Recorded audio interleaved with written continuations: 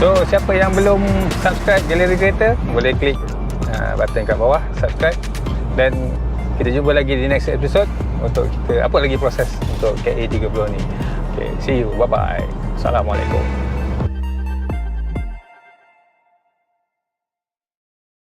Try to play, but you're never gonna beat me. Look the other way, what I'm doing ain't easy. Bloody hands stained from the people who deceive me. Muddy hands break through the chains, go free me. You try to play, but you're never gonna beat me. Look the other way, what I'm doing ain't easy. Bloody hands stained from the people who deceive me. Muddy hands break through the chains, go free me. People like sheep who feed, hurt it easy. Fast asleep on the scheming. Better stand tall, ready for a fight, believe me. When they try to change, you can say no, free me.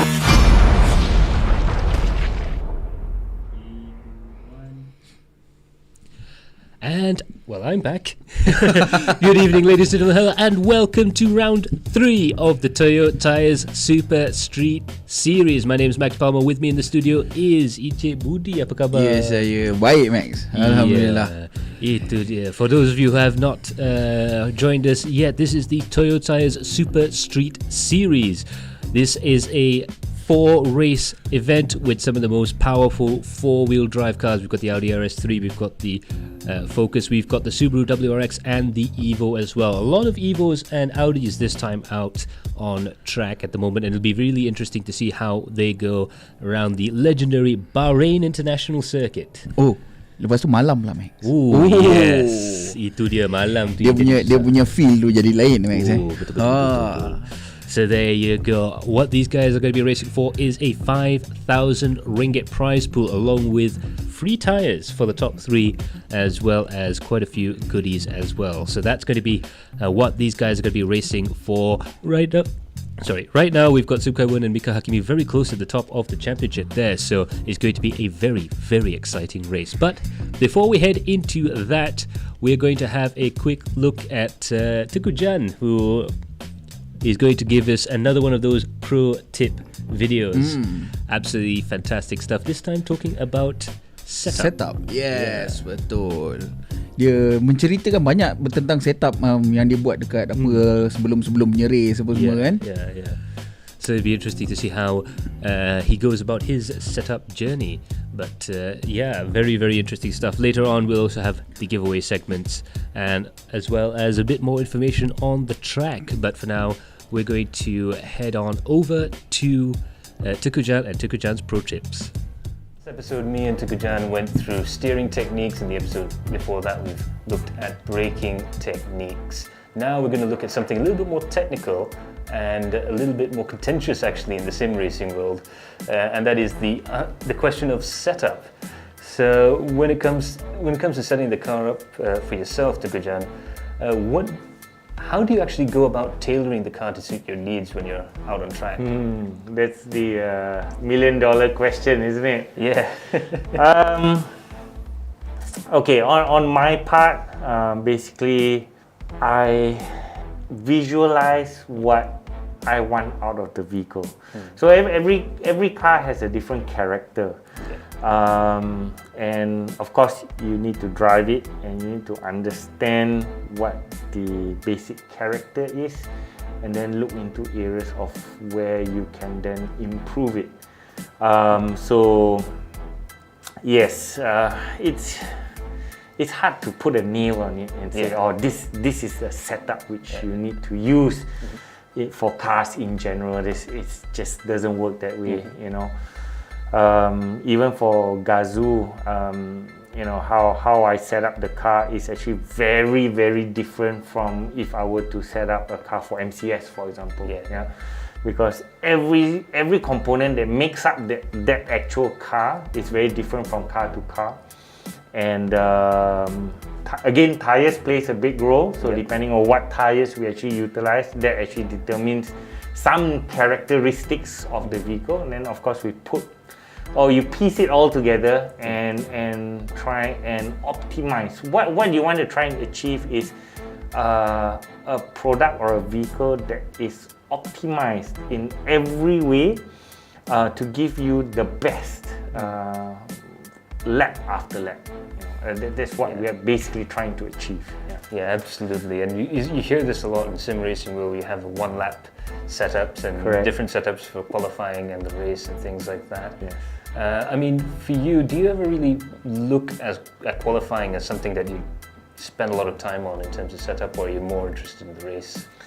I think I do end up with a qualifying setup, but the qualifying setup is actually not far from the actual race setup. It's just, for example, achieving the optimum tire temperature at a shorter time, for a shorter time as well, which, for qualifying, for example, you do maybe 2-3 laps at the most, versus the race where you got to do 20 laps, for example, So we like, I'll use the Toyota Gazoo Vios Challenge as a benchmark for this. So again, we go out on the weekend. I come up with a basic setup which I'm very comfortable with for the actual race. So our races are 20 laps, and then from there I make fine adjustments for my qualifying. So the biggest change actually for qualifying would be your fuel levels.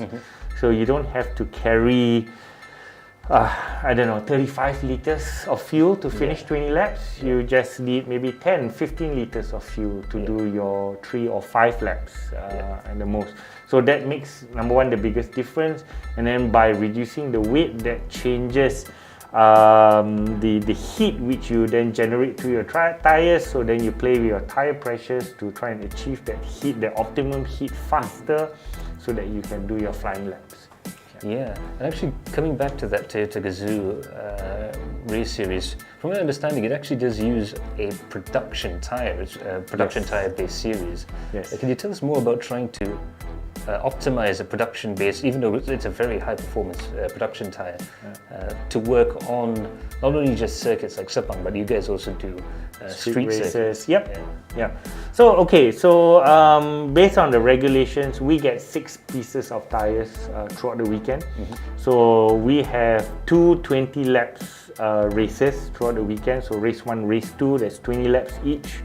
And then of course you have qualifying. So you get 6 pieces of tires. They are basically the Toyo Proxys TR1 tires, so they are high performance tires, but still tire management comes into play. So the setup is actually really important. So what I find is generally a lot of the drivers take up the car for 3 or 4 laps to test their setup, and they find something, this is really good, I can do a fast lap time.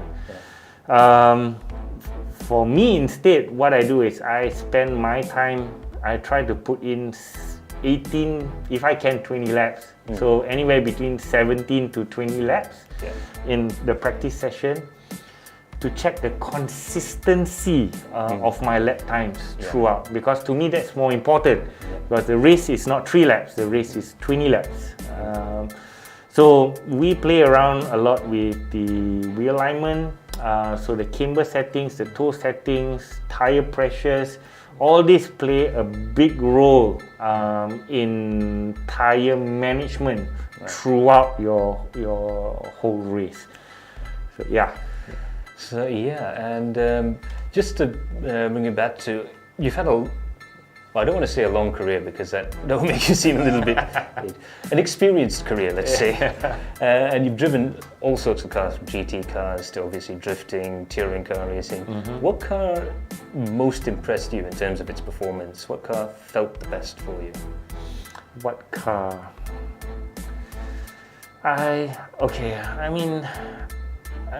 I've driven GT3s and some level of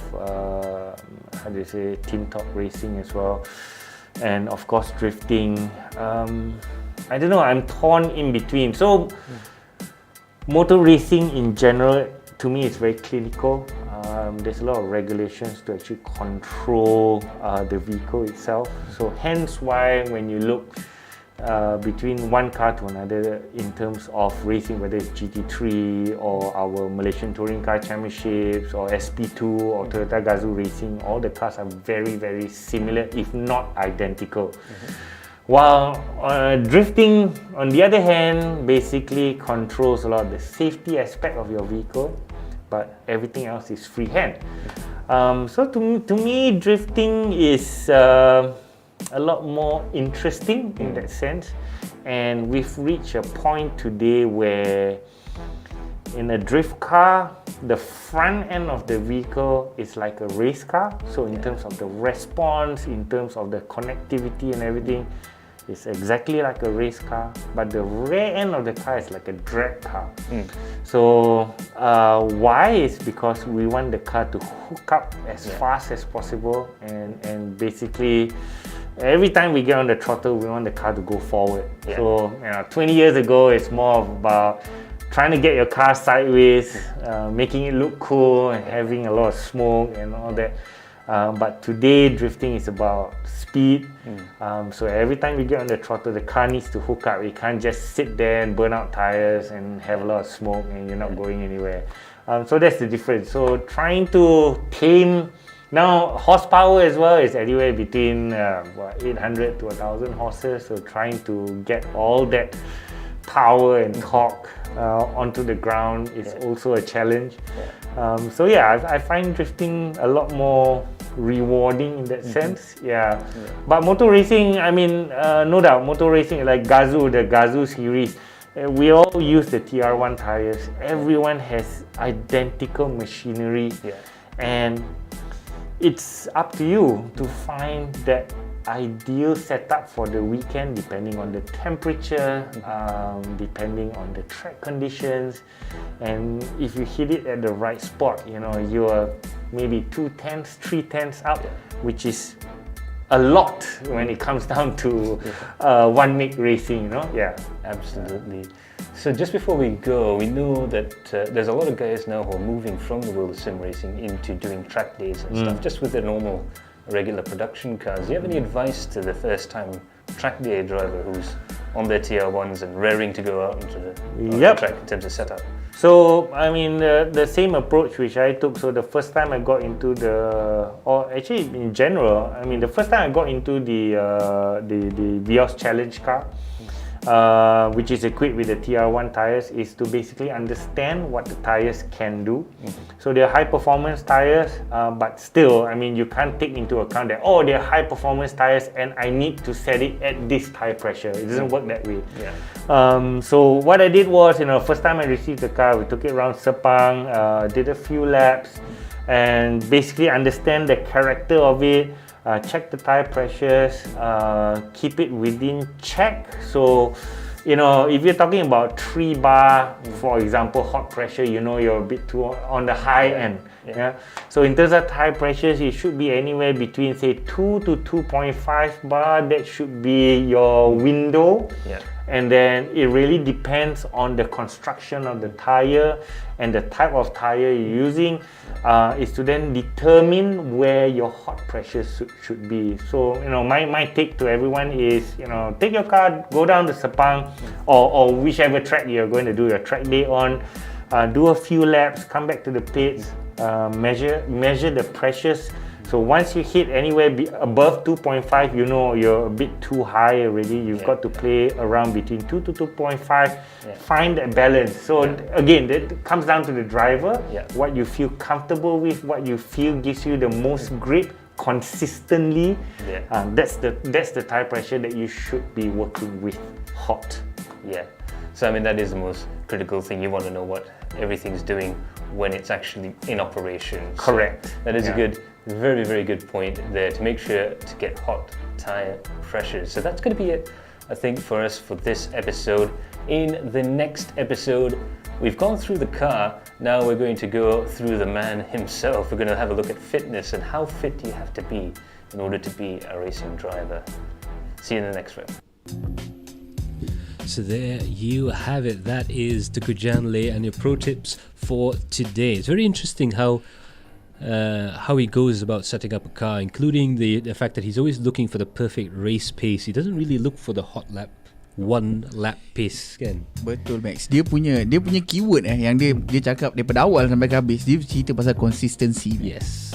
Dia bercerita tentang bukan konsistensi, consistency, okay. Bukan konsistensi, okay. Dia bercerita tentang Concentration. Consistency. Sebab dia cakap macam apa saja yang dia set up, dia akan cuba untuk dapatkan race pace. Ya, betul. Sebab itu yang paling penting kan. Yeah. So that is the secret there, as you can see there. Our pit lane reporter Umar Aziz, consistent trust 3-3. Okay. Terasi. Yeah, itu dia. So there you have it. Meanwhile, yes, I am back finally. Hopefully you guys had fun with Michael Hafiz last week. It was quite a good thing. Unfortunately, the cat ate my flight ticket, so I wasn't able to fly there. But in any case, welcome back to the TOYO SUPERSTREET series. We're at round 3 at the Bahrain International Circuit, aka Manama, in the Sakir region of Bahrain, and quite a famous racetrack in Formula 1 circles. It's the first ever World Championship race in the Middle East since the 1950s. Of course, they used to have a race in Tripoli back in 1955, I believe, but that was a one-off street circuit race. This is the second Herman Tilke designed racetrack, fully Herman Tilke designed racetrack after Sepang Circuit. Oh. So this is boleh dikirakan abang Dia kira macam adik-beradik lah. Sepang awal sikit dia. Yeah, betul. So there you go. And of course it was originally a day race, but now we get to see it in glorious Technicolor nighttime. Oh, tapi Max, dia punya night time dia bagi feeling yang berbeza Max. Yeah. It gives like a different perspective of life. Macam tu. There you go. So yeah, we just got news there. One Subaru je. Satu je Subaru yang lepas scootering But it's actually good. With a very quick Subaru that will come through there. It'll be interesting to see if we could see another Subaru win in the future, perhaps. Perhaps. Mungkin, yeah. But yeah, absolutely fantastic stuff here. Indeed. Now, of course, we have to mention the very tight battle that we have up ahead in the top of the standings here. Let's go to our Toyo Tyres top 10. Sim Kai-wen in first place with 43 points and Mika Hakimi in second with 40 points. 3 points separating them, and this race is going to be a real turning point in the championship. Ayman Haziq is third, still not out of it. He can still theoretically get into the top there, and Ayman Hakim a little bit too far behind, some say, but I mean, if the top 3 drop out, then he still will be. It depends. Yeah, it's still anything can happen in a race. Yep, absolutely. In 5th place, Amir Haziq, and in 6th place, Muhammad Muazzam, followed by Kamal Ali, William Wong, Afif Suhaimi, and SM Fauzi. Your top 10. 3 mata je Max yang memisahkan antara nombor 1 dengan nombor 2. This is a championship punya point ataupun mata kejohanan yang sekarang Yeah, absolutely. It could get further apart, but if Sim Kai-wen and Mika Hakimi don't score a lot of points, we could see a showdown at Suzuka. Yes, that's gonna be a big hit. Kita ada Ayman Haziq, Mika Hakimi dengan Sim Kai-wen. If Ayman Haziq berjaya mengungguli perlumbaan pada malam ni. Yes. So it's going to be macam lain lah. Dia punya feel dia akan jadi lain Max. Yeah, and you can't really discount Ayman Hakim just yet, because like I said, anything can happen, and it usually does. But in any case, that's going to be how it handles that. It's going to be absolutely fantastic stuff indeed. Speaking of which, of course, one of the prizes that the top 3 drivers are going to get are goodie bags, and you can win the same thing as well. Yes, you watching at home, head on down to the Toyo Fan Club website for more information and tune in. I believe there's 50 goodie bags. Betul, kita akan bagi 50 goodie bags. Kita bagi 50 goodie bags untuk penonton-penonton yang bertuah di rumah. Tapi kita akan bagi pada penghujung season. Perakhiran kejohanan kita akan bagi benda tu. Yes, so we will announce all of the race winners on social media and on the Toyo Tyres Fan Club page at the end of the season. So there's still a lot of goodie bags up for grabs.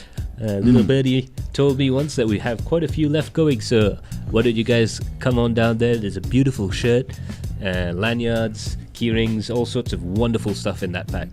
Benda dapat ni benda rare bang. Ni benda rare, tak dapat kat mana-mana. Betul. Ni masuk dapat. So yeah, kita pulang balik ke track. We'll go back to the Bahrain track here. The biggest story I think tonight, well, the two biggest stories I think for tonight are going to be, first of all, the weather, because normally in Bahrain it's going to be very hot and a lot of grip, but quite a lot of heat out there on track is really going to sap the power of the engines. But this time, running at night, we actually have some unusually cool conditions. This is basically vice versa. Yes. So keadaan Bahrain kalau waktu malam dia punya sejuk dia lain, Max. Yeah, kan? yeah. So dia akan jadi vice versa. Kalau kita biasa kita dengar perlumbaan dia punya grip tu pada sekian suhu dia macam gempak sikit, dia macam lebih grip. Tapi dekat Bahrain hari ni sebab dia malam, jadi dia akan ada perbezaan daripada segi setup. Dia akan keluar daripada temperature range yang perfect. So right now we're going to have a track with limited amounts of grip, and also these are four-wheel drive cars and they have a certain tendency to get a little bit sideways. I mean, anybody who's ever seen a certain Scottish gentleman by the name of Colin McRae can attest that the cars do get very sideways and on occasions there. Now, sectors 1 and sector 3 on this track are fine. They're perfect for four-wheel drive vehicles, a lot of traction and a lot of acceleration out of the corners there. But sector 2, there's a couple of S's there. Once you look at turns from turn 3 to turn 4, 5 and 6, that section I think we're going to see a lot of drama and a lot of action. Kita akan menyaksikan orang kata benda yang di luar jangkaan di situ. Mungkin ada yang akan ada yang buat cubaan berani untuk overtake dekat kawasan tu, kita tak tahu. Tapi dia orang kata high risk high reward punya tempat. Absolutely. So I mean, there's a lot of potential overtaking spots on the track there, but like you said, those S's, those S bends are really tempting to try and send one up on the inside. But again, very high risk stuff indeed.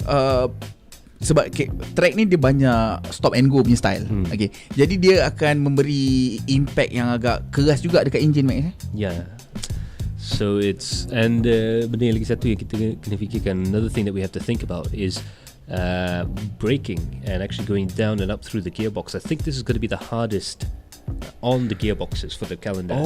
So you're really going to have a lot of times when you're going down through the gearbox, and it's going to come down to whether you're going to be very sympathetic going down the gears, because a lot of drivers, they like to be high up in the RPM when they're going down. So I think that could be a concern as well. Betul, sebab dalam perlumbaan ni dia ada damage. Jadi gearbox damage ataupun mechanical damage adalah benda yang possible untuk berlaku. Kita dah tengok dalam perlumbaan sebelumnya. Di Saga kita ada orang yang memang back off sebab dia punya engine damage. Dalam Myvi pun ada juga yang berlaku benda yang sama. Jadi malam ni adakah perkara sama akan berlaku? Jadi itu akan menjadi salah satu persoalan juga pada kita. Yeah, absolutely. So now we're going to head on over down to the qualifying session, currently in progress at the moment. We're just having a look at some of the drivers going out on their out laps. Right now, this is one of the drivers who will be battling for the pole position for this race. That's Mika Hakimi out there right now, coming down towards the start finish straight there. Beautiful racetrack tonight. Solid, Max. Cerita dia ni straight road yang panjang di turn yang pertama. Tengok dia punya braking dia kena memang. Yeah, betul. They're coming out through turns 2 and turns 3 here. You can see you really do have to be on full throttle, and it should be easy, but you have to make sure you got the right racing line, otherwise you could get really embarrassingly far off the track. And here's another braking zone, another overtaking opportunity before we go down through the corners here. Now this is going to be the danger spot. This is the S's going downhill right now. It's blind on entry, so you turn left, then you turn right. You can't see the apex, do that. You can see there, Mika Hakimi himself is getting the car sideways, so you can imagine how difficult it is. And Mika Hakimi, trust you me, he probably is one of the fastest AC racers. Yeah, I would say that. Satu nama yang bukan asing-asing, bukan calang-calang, kita itu jarang dengar. Ni nama Mika Hakimi adalah satu nama yang besar. Jadi dia sendiri pun mempunyai masalah yang seperti yang Max katakan tadi. Ini juga adalah salah satu tempat yang banyak isu. Mana turn 9 dan 10 adalah salah satu turn yang sangat susah dekat Bahrain ni sendiri. Betul. Sebab dia masuk ke dalam balik, Max. So dia track ni basically dia laju dan technical. Ya, betul. Dan bukan saja technical, dia punya geometry selekoh tu. The corner geometry is very difficult because it tightens up and opens, or it opens and tightens. You never get a constant radius corner to relax on. There is no such thing as macam semua lebar, tak ada. Yeah. Dia memang ada narrow and then the wide and then the narrow. Yeah. So there you can see that he's coming out of the corner and then hitting on the brakes to get through this tight section. That's another tricky section up there. Not as hard as that first S is going downhill, or that hairpin at the bottom of the hill, but still very difficult indeed. And here's another classic overtaking maneuver. I think a last lap pass during this race might happen. It's very, very likely. If you could hang on to the coattails of the front runner, you have a very good chance of actually overtaking coming into the last corner. The trick is, are you going to be brave enough? that is going to be a question tonight. Yeah. Adakah anda berani untuk menyahut cabaran memintas di situ? Ya, betul. Ya, betul. Jadi dia punya apa orang kata Max, dia punya geometri track ni dia macam turun naik bukit juga Yeah. Dia bukannya macam flat. Yeah. So dia tak flat, track tak flat. Lebar dia selalu bertukar dan angle selekoh tu pun bertukar. Merapu Max. Itulah, sekejap ketat, sekejap tak ketat. Kalau kita tengok turn 9 dengan 10 tu, dia nampak tau dia punya angle tu masuk ke dalam balik. Dia akan nampak narrowing tau. Ya, betul. Itu sangat-sangat menakutkan sebenarnya. Yeah, you can see there Mika's just about handled that racing line going through down that hill there, but I think especially in turn 1, because it's going to take at least 2 laps, maybe even 3 racing laps before these cars are fully up to temperature. But that's the danger point, because you've got cars on the left and cars on the right. It's just like Bill Elliott used to say, clowns to the left to be and jokers to the right. Very, very difficult situation there when you're on cold tires. So very, very difficult there. Already we can see there Omar Aziz, our pit lane reporter, is actually over at what they call the Grosjean corner. If you remember, there was a very spectacular accident there. Thankfully, Romain Grosjean got out of it just fine, but he was saying there's a lot of off-angle braking.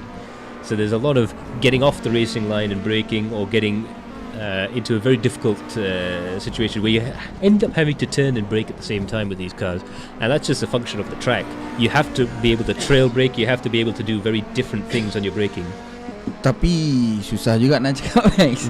Basically okay, macam yang Max cakap tadi, kereta ni stability dia tak berapa ni sangat, sebab dia ada tendency untuk dia berpusing. Yeah. Jadi bila brake and corner at the same time, we know what happen. Yeah.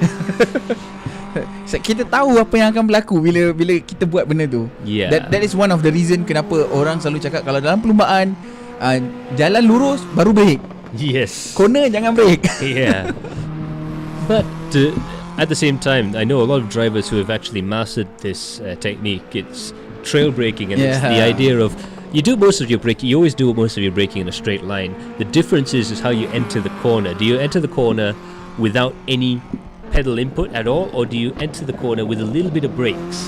Do you fade the brake away as you head up into the apex and then slowly feed the throttle on? You keep the car loaded all the way through the corner, but with these cars you very easily overload it. As you can see there, Muazzam going a little bit too wide. He's just put a bit too much energy into the car. He can't quite take it. The tyres just can't quite take it. And I mean, that's saying something considering we've got some of the best tyres on these cars. Yeah, betul Max. Dia sebab orang kata dia punya weight shift tu terlampau kuat. Lagi pula corner macam yang saya kata tadi, dekat track ni dia stop and go. Yeah. Jadi dia punya orang kata inertia nampak power fizik. Inertia dia tu sampai tu lain macam kuat Max. Yeah, and the inertia is not just going in a straight line or around the corner. It's going off at very different weird angles. So I think you're going to see some quite amusing moments. We hope so. Hopefully just amusing and not painful for the drivers out there. But I think it's going to be a very exciting race for sure. So far, fastest time earlier on in the qualifying session right now, Mika Hakimi up there in first place. Aiman is in second place. I believe that's Aiman Hazik there. And Simkai Wern is in third position. So our championship battlers are pretty close together. But Mika Hakimi with that 206.594 is absolutely spectacular. Oh, nanti Simkai Wern dia buat last time punya ni. Last second attack. Yeah. Sekali potong macam gitu. Yeah. He's mastered the Lewis Hamilton qualifying technique of doing his qualifying lap. Literally the last lap. The last seconds. So, speaking of which, we've got Sim Kai Wen down there. We finally got a little bit of footage of him now driving. He's driving the Audi this time around, coming down towards the braking zone there. Absolutely interesting to see how he drives going through the... He's got a Formula wheel on there, and that just goes to show how little he uses the steering wheel, and that's a good thing. Using very deliberate steering technique going into and out of it. He doesn't do the classical thing of turning in and holding the apex, the angle, and then straightening up again. He does play with the steering wheel quite a lot, and when you're doing that, to me, it's always a sign of someone who wants to get on the throttle early and keep the car on the throttle. And with these four-wheel drive cars, that could be very important. So you just counter steering balik dia punya inertia tu supaya dia bergerak lurus balik betul. So that is the technique yang digunakan oleh Sim Kai Wen. Kita dapat saksikan dia punya kalau Omar cakap ni race, dia punya race punya muka dia punya race face Yes. Ini dia punya race face dia fokus There you go. muka racing. He's definitely enjoying himself out there, you can tell, coming down through the SSU. It'll be interesting to see his steering. A little bit of a problem there, but that's okay. We'll see him out fairly soon. As you can see there, that was the famous Adrenaline Impact van. We've got a Ford Transit van there that we take to all of our events, and it's quite nice to see. We flew it there. Oh yeah, it's the world's most travelled Mark 1 Ford Transit van. Meanwhile, we've got we're watching Ayman Hakim on track right now, but there we go. And we just about managed to switch the camera over there. Ayman Hakim has given us some fantastic in-car footage, in-sim or in-rig footage over the course of the years there. And as you can see, coming down towards the hairpin here at the top of the hill, just a little bit wide there. It's so easy to get into an understeer position coming up towards the top, coming through that corner there. It's so easy to get the car into a state of understeer. Coming down through the corners here, you can see he's literally dancing. He's playing around with the steering, he's playing around with the throttle. You can hear him coming on and off the throttle, on and off the steering, and that's the only way you can really get through there quickly, because you can't really take the traditional racing line and be nice and smooth. There is no such thing as, okay, this is the racing line that you need to follow. Yeah. Basically, okay, you just make sure that you don't. You just make sure that you don't fumble. That's it. Absolutely. Interestingly, once we come through this next section there, do have a look at the Audi's dashboard. It's got a G meter built in. So this is something that they have on the standard road cars, but it's quite interesting to see how he actually manages the G forces there. You can see it went up to about 0.7 and it smoothly went over around that corner there. Now you're going to see him going around to the right hand side there, and again he's almost at 1.1 G going around that corner there, which is a lot for these production cars on production tires, pretty much coming around the corner there again. These cars, I think, because it's colder temperature, the tarmac is designed for warmer temperatures as well, so it's very important to get the tires just right throughout the course of this. Agak-agak Max, berapa lap dia orang baru dapat that good tire temperature? I think it's going to be 2 or 3 laps at least. Even in qualifying trim, they're going to need to do a couple of laps just to make sure that the tires are up to temperature, the brakes are up to temperature, and everything else is up to temperature as well before and you really hooks up. They need to keep that pace. Yes, absolutely. So that the temperature will tak turun lah. Yeah. So that's going to be a problem in the race as well, because if they do back off, they might back off a little bit too much. Then you'll have a car that suddenly goes away from you. It feels like the tires are worn out, but actually the tires are fine. They've just gone cold. And it's very often the case in these situations where you're driving around and the driver starts complaining that, hey, the car's sliding around, it's not really holding the road very well, and it's not moving around too much. As we can see there, Melvin Malik there coming around the corner here, and you can see he's really just dancing around there. Interestingly enough, he's actually set his steering up for less steering lock than normal, just a little bit less there, but that's a driver preference thing, and it's nice to see, because some drivers prefer the quick rack feeling, some drivers like the standard ratio a little bit better. Dia bergantung kepada preference driver tu sendiri, Max. Yeah. Now you just got news there from Umar Aziz. He's got the pyrometer out and he's checking the temperatures there. 27 degrees track temperature, so with more cars coming out there, the track is beginning to warm up. It is beginning to come into its own, but it's only 19 degrees Celsius air temperature. Just because it's in a desert doesn't necessarily mean it's going to be hot all of the time. It's only hot when the sun is out. Basically, kalau 27 degree dekat Sepang, that is a cool track. Yeah, it's a very cold track. That is a cool track, okay? Oh yeah. I think it gets that low in the mornings at Sepang, just before the first session. And especially if you were a part of the support races for the Formula 1 events. It's the same here. The temperature difference is so starkly different that you could almost learn nothing compared to the F1 drivers who are driving later on. It's a totally different experience. Ada yang cakap kalau kat Sepang track time boleh pergi sampai 40, things like that. Makna Bahrain akan lagi panas daripada tu, Max. Yes. Oh. But again, it's going to be cooler at night. Yeah. And warmer in the daytime. That's Amir Hazik there coming down towards the turn in here. Hard on the brakes. And you can see he's definitely really thinking about it. Going through the corners there. He's using a lot of steering lock to get through the first 3 corners there. Again, very difficult to set the cars up for these conditions and also for this track, because there's a lot of high-speed sections, a lot of straight line that you need. And, you can't run too much camber through there. Or you can't run too much camber through the second sector here. To try and generate some of the grip there, but it's really a track of two halves. So no matter what you do, you're always compromising one half of the track or another. Because dia ada dua sektor yang dia ada dua technical sector yang sangat berbeza. Yeah. Daripada segi technical dia sangat berbeza. As they have yang macam saya cakap tadi, dia ada dua straight high speed area dan dia ada satu technical sector. So kalau dia pilih untuk bawa setup yang high speed punya area, so dia akan compensate dekat that technical sector. And of course vice versa there. But you're going to see he was really quite impressive actually going down through those S's. He's using a lot of the curb. He's driving it very aggressively. He's Amir Hazik definitely drives a lot more like a touring car driver. He does have that BTCC throw it over the curb sort of driving style, which is very nice to watch. They just like, okay, curb and send it. Yeah. But sometimes you got to do that because these cars, on some tracks that things work. On some tracks like Phillip Island, you can drive them very smoothly, but on some tracks like here, maybe even at the final round in Japan, you do have to have a bit of aggression. You do have to really sink your teeth into it.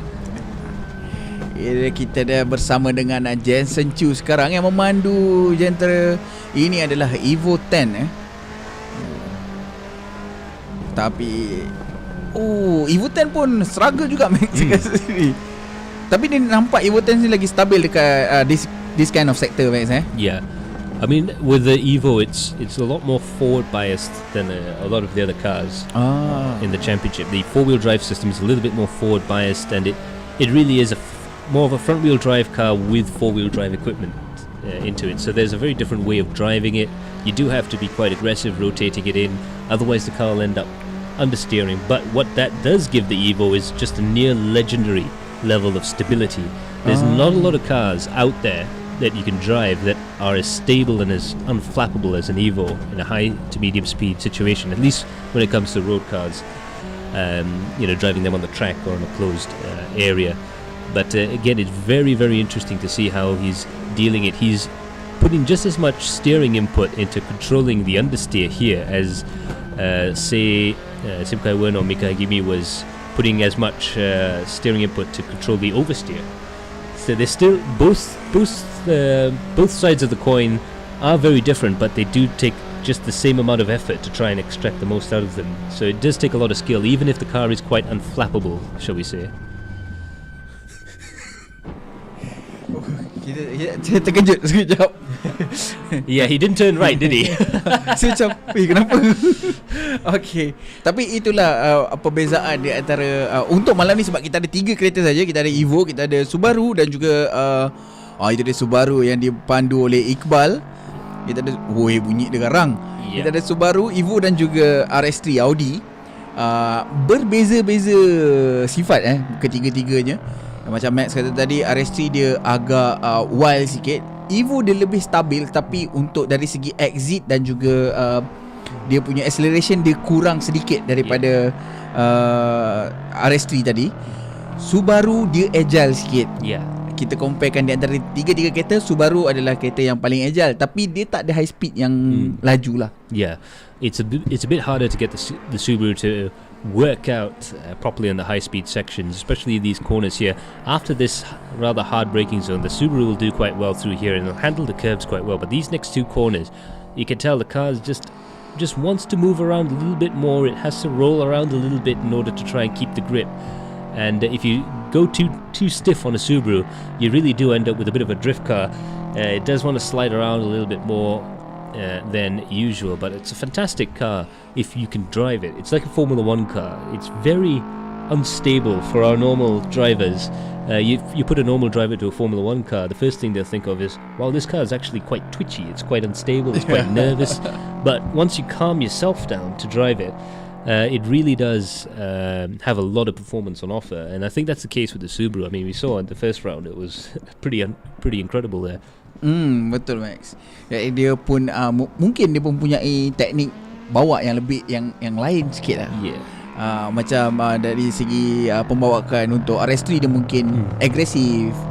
Macam Subaru ni dia kena smooth sikit and relax. But dia ni memang sangat, orang kata sangat cepat bila ada sektor yang sangat teknikal. Untuk kereta Subaru berbanding dua kereta yang tadi lah, sebab dia terpaksa corner dalam keadaan yang betul-betul slow. Subaru kita boleh slide and keep that momentum. So that's the trick. Some cars you have to be super accurate. Let's watch Ekwan Putra as he goes through the final corner here. You can see, he just missed the apex a little bit there and then he's off. So with an Evo, you really do have to be quite accurate, whereas with the Subaru, you can be a little bit, how do we say, you can improvise a little bit. So as long as it's for Subaru, as long as it works, then it's work. And the Audi's a bit like that as well. You can get away with a little bit more, but at the same time, it is a bit harder to keep that tail in check. Sebab saya perasan juga kalau Audi bila dia, I mean like satu tayar terkeluar daripada dia punya curb, so dia masuk dekat the runoff area, dia ada tendency untuk slide. That is Audi punya karakteristik. So we can see that on the last race. Masa siapa tu cuba untuk memintas Kamal Ali cuba untuk memintas. Jadi that is what happened. So that is the secret. You have to know the cars. You have to really study the cars. A lot of these drivers would be doing 200-300 laps every week to practice for these races. That is the perk of having a sim racing. If you are racing the real car, you get about 12 laps max. You can't go 100 lap, 200 lap. No lah. But that's what sim racing is good for. You can really practice. So real life drivers, professional racing drivers, use simulators to train themselves for these tracks, so that when they do get out on track, they can make the most out of the limited time that you have out there. Berapa Max? 12 lap sahaja yang diorang ada untuk diorang adjust, practice and then buat marking and so on. So it looks like most of the drivers into the pits, all of the drivers into the pits, except for Siddiq there, who is out on track at the moment. I don't think he's going to be out there for much longer. So there you have it. Mika Hakimi takes home the pole position this time around. Mika Hakimi tu memang laju. Absolutely incredible stuff indeed. So that's going to be very interesting. If Mika Hakimi can actually keep the car going, he has obviously he has the ability to overtake Sim Kai-wen. Sim Kai-wen, I believe, was in 4th position just now. So Sim Kai-wen really has a lot to work out now in terms of the championship. He really has to try and get as close to, if not take the lead from Mika Hakimi. So there's going to be a lot of drivers there thinking about the championship implications there, but there's a couple of names out there. I can see Ayman Hakim, I can see a few other drivers who perhaps they're not really in the fight for the championship anymore and they just really want to win the race. Betul. Dia lebih kepada I don't win the first race, so I just need to win this race. Dia lebih kepada macam tu.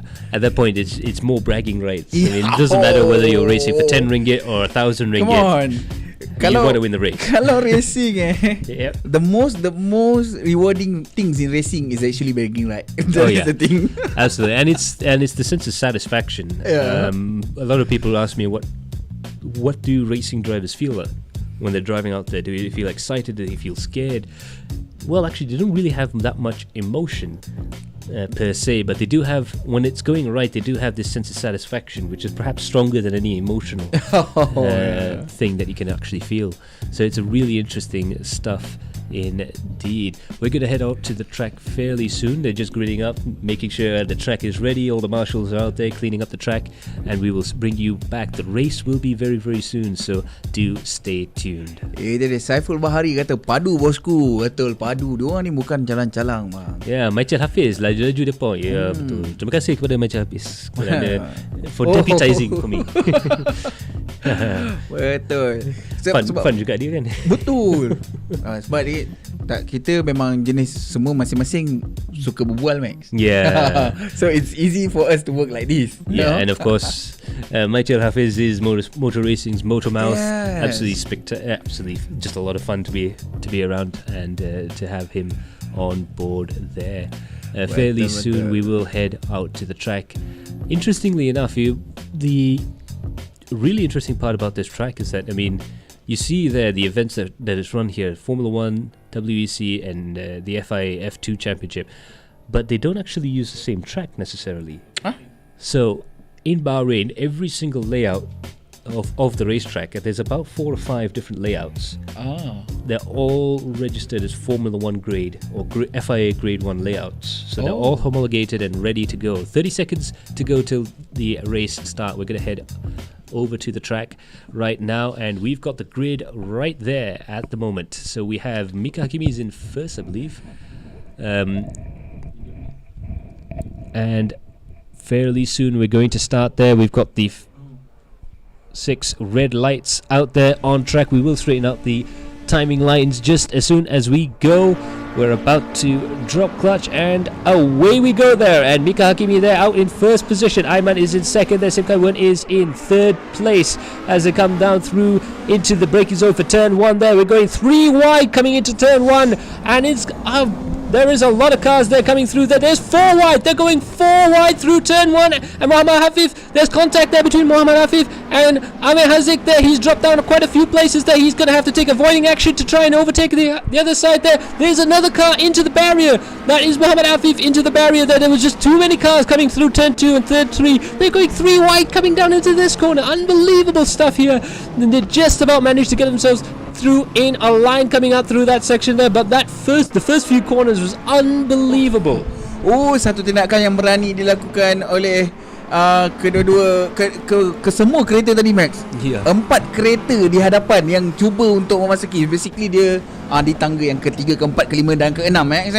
Sangat mengujakan dan sangat menakutkan sebenarnya. Yep. And we still got battles going up and down the leaderboard here. Coming down to the braking zone, there's a couple of Evos there. That's Melvin Malik battling along with Muazzam there. You can see there Muazzam hard on the brakes there. Just a little bit of a left tap on the back end of these cars there. Of course, these are touring cars. They can handle just a little bit of paint swapping, as they say. Coming down towards the braking zone here, Ayman Akim now down to 7th position. He's got a lot of work ahead of him to try and get up through the leaderboard. William Wong is up ahead, and he's a very hard car to drive past, and both of them are in Audi, so it's going to be very difficult. There's no vehicle there's no traits either which way for him to try and take advantage of the car ahead. They're both driving the same car, so it's going to be very difficult to try and get past there. But there's a couple of Evos at the back there. Melvin Malik, who's in the middle of that whole thing at the first lap there, along with Muhammad Afif and a lot of the other drivers there. Quite a few famous names in that group there. I could not believe them going through turn 2 4 cars wide. I think that has to be just unbelievable. Macam saya kata, Max, itu adalah satu percubaan yang sangat berani yang dilakukan oleh mereka. Kalau tanya saya, back off first lah. You go first lah. 4 kereta dalam satu corner section yang sangat kecil sebenarnya. Yeah. Dan untuk ambil masuk dia sangat susah. coming down towards here. There's William Wong and Aiman Akim coming down towards the braking zone there. It looks like Aiman Akim's got his first overtake done through there. William Wong tries to hang on the outside. Will he be able to take it in place there? No, not quite able to do that.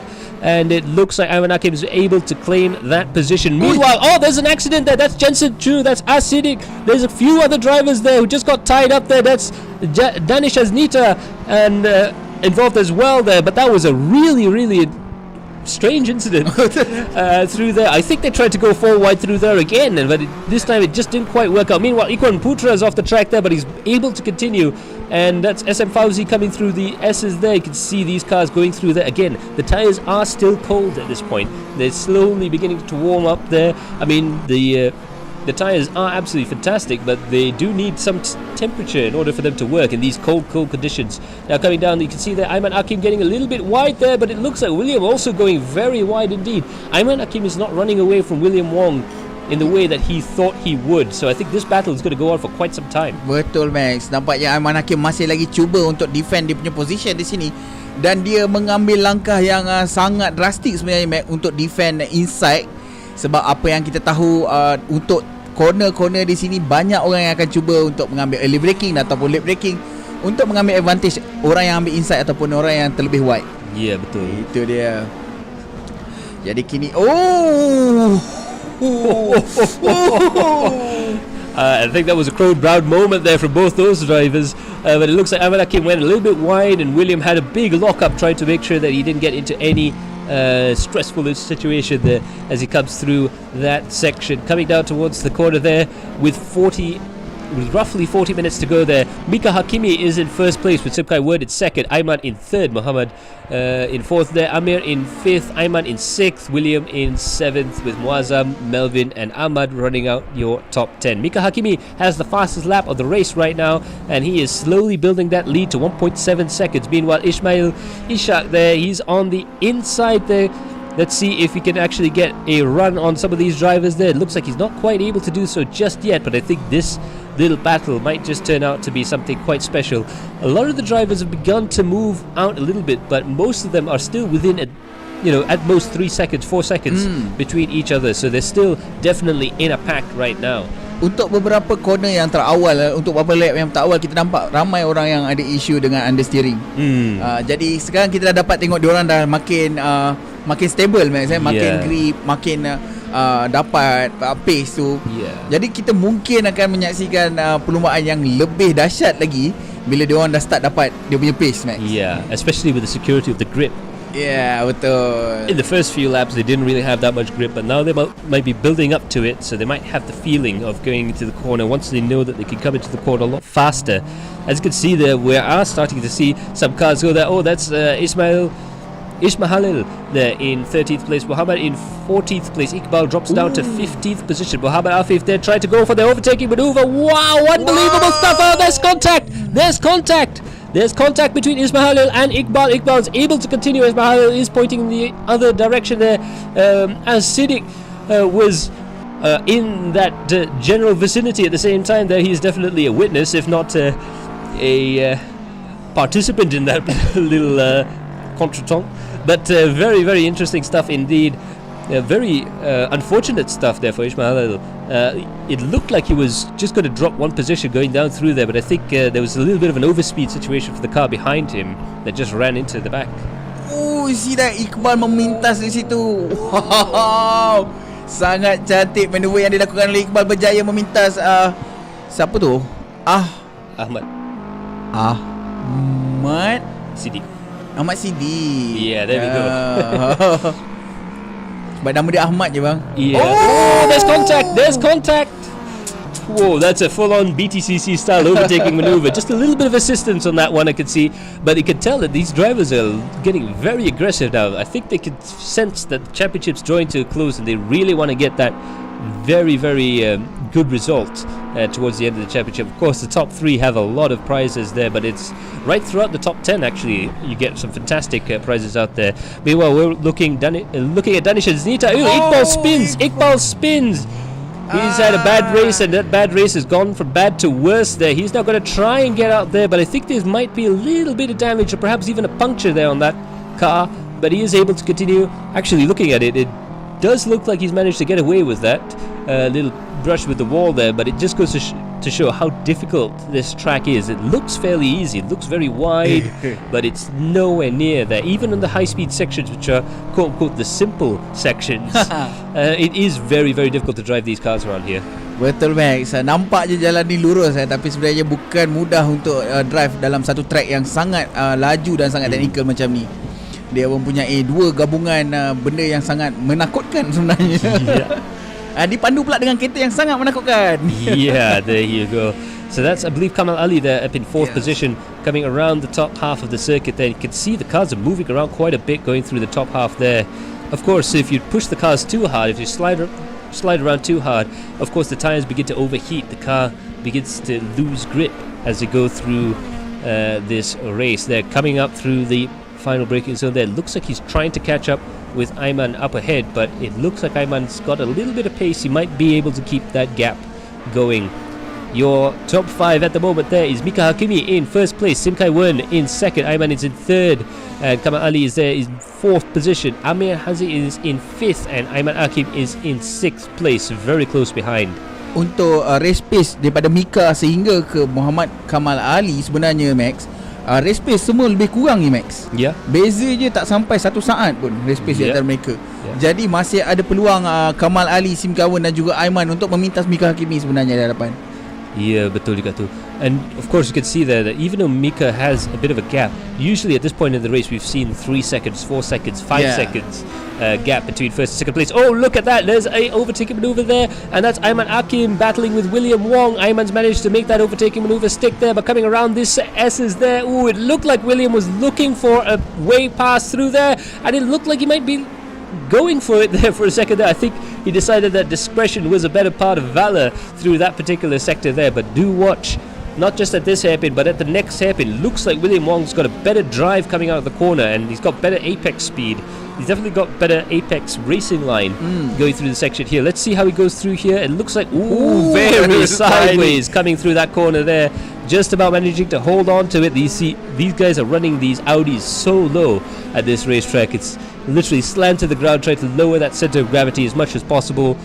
Obviously they feel like that is the way to get the performance out of these cars, but when you lower any vehicle, you do have some trade-offs. You do lose a little bit in suspension stiffness, you lose a little bit in the roll center stiffness, as they call it, as you're going through the top section there. So the car begins to handle just a little bit strange. You might actually roll a bit more even though it's lower to the ground.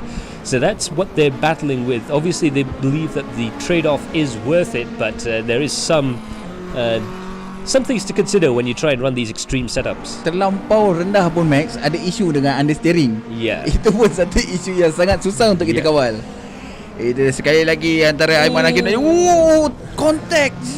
There's a lot of contact there. Aiman Hakim and William Wong there getting into a little bit of a touch there right now. Coming through there, he sees himself on screen there. Aiman Hakim managing to keep himself up into 6th place there. I think William Wong tried to overtake around the outside, but both drivers were entered that final corner just a little bit quick, and it looks like Ayman managed to get away with it. I think William Wong will have as well in terms of damage, but now there's a bit more of a gap between those two drivers there, and I think William Wong will be really fired up. Itu dia, Aiman cuba untuk melarikan diri daripada William Wong. Dia dah fight daripada first lap Max. Sekarang dah lap yang kelima, dia orang masih fighting for position. This is what yang Max cakap tadi. Ini bukannya fight yang sekejap-sekejap, dia akan berpanjangan sebenarnya. Tapi Aiman juga tidak lupakan, Aiman juga itu dia Muhammad Afif tadi berada di belakang Max di tempat yang ke-16, 17. Sekarang dia telah pun berada di tempat yang ke-10. Coming into the braking zone there, looks like another contact there. That was Afif and Melvin Malik there getting into a little bit of an argument at the top of the hill. It looks like both drivers will be able to keep going on there. I'm not too sure. I didn't quite see what happened at the back there, but it looks like Muhammad Afif is out. He has withdrawn from the race there. I'm sure he'll be very, very disappointed at that. But right now Melvin and Ahmad, they're racing down towards the braking zone here. That was a very, very tight group of cars there, but unfortunately when you try and race that closer, that's Ahmad Fahmi, do apologize there, but that's Ahmad Fahmi there racing alongside this group in the midfield. Really are racing quite aggressively right now. I think we have the adrenaline impact midfield battle has really turned into almost a literal battle at this point. This has become a VTCC kind of race. Yeah. Everybody was like, okay, contact here, contact there, contact here, contact there. But nevertheless, banyak macam yang Max yang kata tadi, isu understeer dan isu oversteer dekat corner-corner di sini adalah benda yang sangat susah untuk kita kontrol sebenarnya.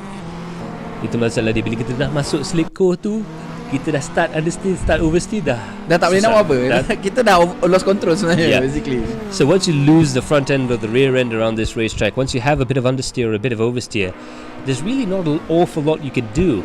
You could try maybe the next lap to do something with your turn-in or with your braking, but once you're already understeering, it's very hard to get the car back. And same for oversteering as well. So all you can do is just mitigate the circumstances and reduce the time loss. And one thing to note juga sebenarnya, track yang ada corner straight yang sangat panjang, diorang dah terlupa mana braking marker. Mana braking marker kan 100 ke 50 ha? Saya angkat tangan. That is what happened. You can see.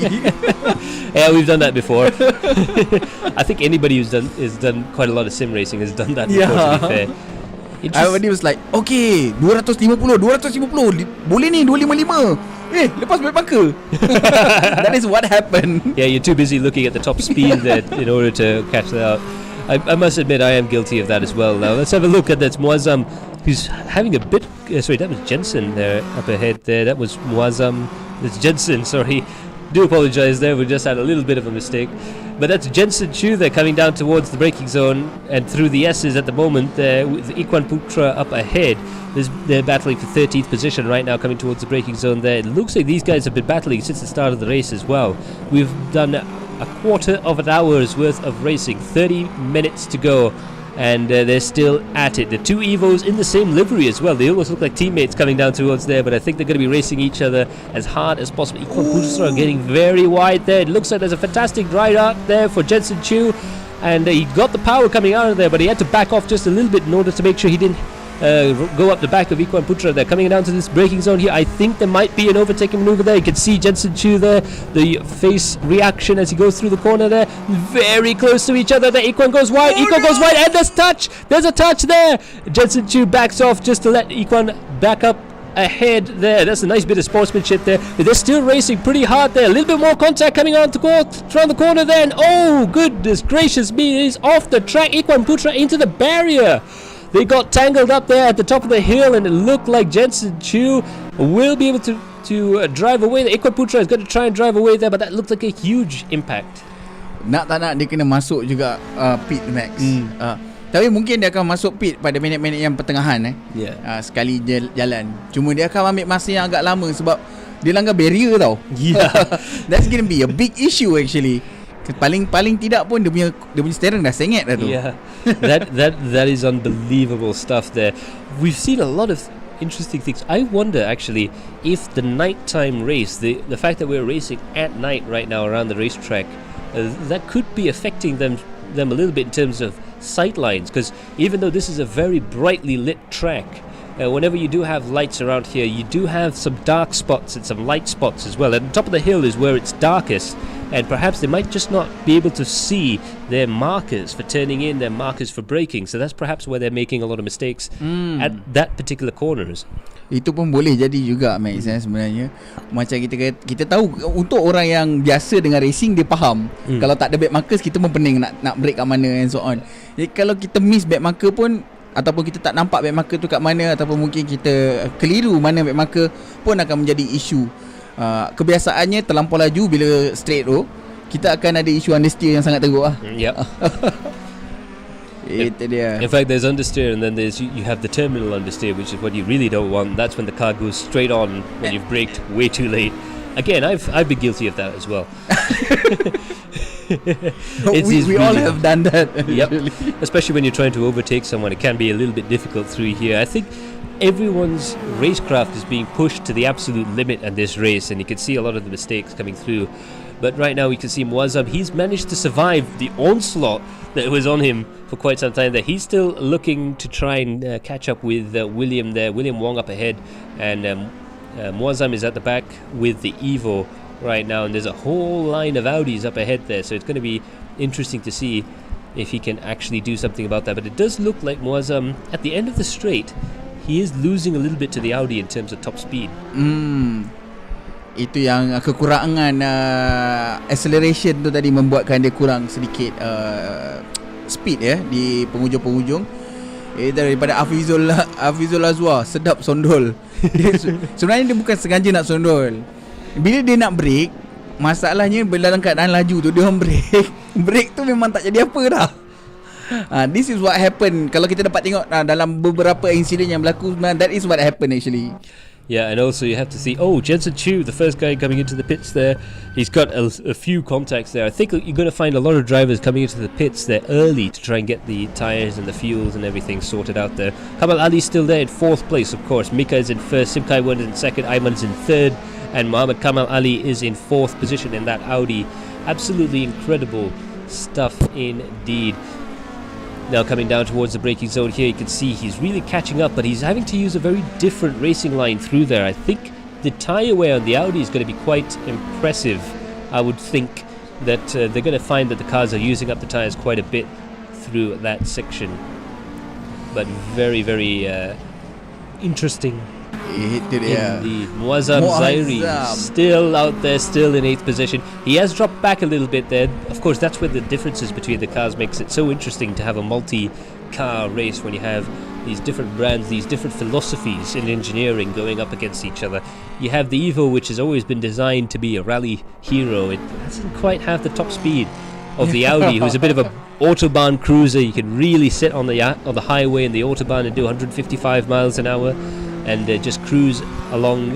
So it's interesting to see where these guys catch up and where these guys pull away. Dia dua habitat yang berbeza sebenarnya. Yeah. Dia habitat yang berbeza. Satu berada di dalam urban area, satu lagi berada di dalam hutan. Yeah. But interestingly enough, they do use a very similar concept. It's still a compact car with a 4 or 5 cylinder engine in case of the Audi. But also 4-wheel drive, turbocharged, a lot of electronics to try and keep all the power onto the ground there. Of course, these cars don't have torque vectoring, so that's something, a question that's been asked in the past with these particular cars. They are built to sort of quote-unquote Group A style transmission systems, so they don't have torque vectoring.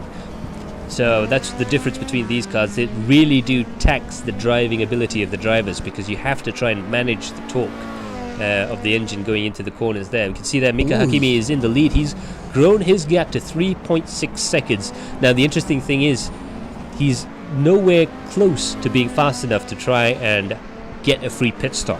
He's going to have to pit and come out behind other drivers. So I think the pit strategy here is going to be very important. 3.6 seconds, 4 seconds, I don't think that's quite enough to be safe. Betul, Max. Nampaknya dalam banyak-banyak race yang kita buat, Max, yang ni yang paling rapat sekali, Max. Ya, yeah, betul. Kan? Kita tak dapat gap yang panjang melainkan daripada SM dan ke bawah. Atas daripada SM semua masih dalam range. Ya. Yeah. Maksud kata kalau one simple mistake, everything turns. If we see one car backwards in one of the corners there, that's going to really close everything up. And it's going to be quite difficult there. But I think Mika Hakimi, he's used to just being able to get the laps in and just do his job. No, that is what happened. That is what Mika Hakimi good at. Yeah. Just being focused. That's it. Just hitting the beats, just keeping the rhythm, keeping the pace up, and making sure that he drives just fast enough to win the race.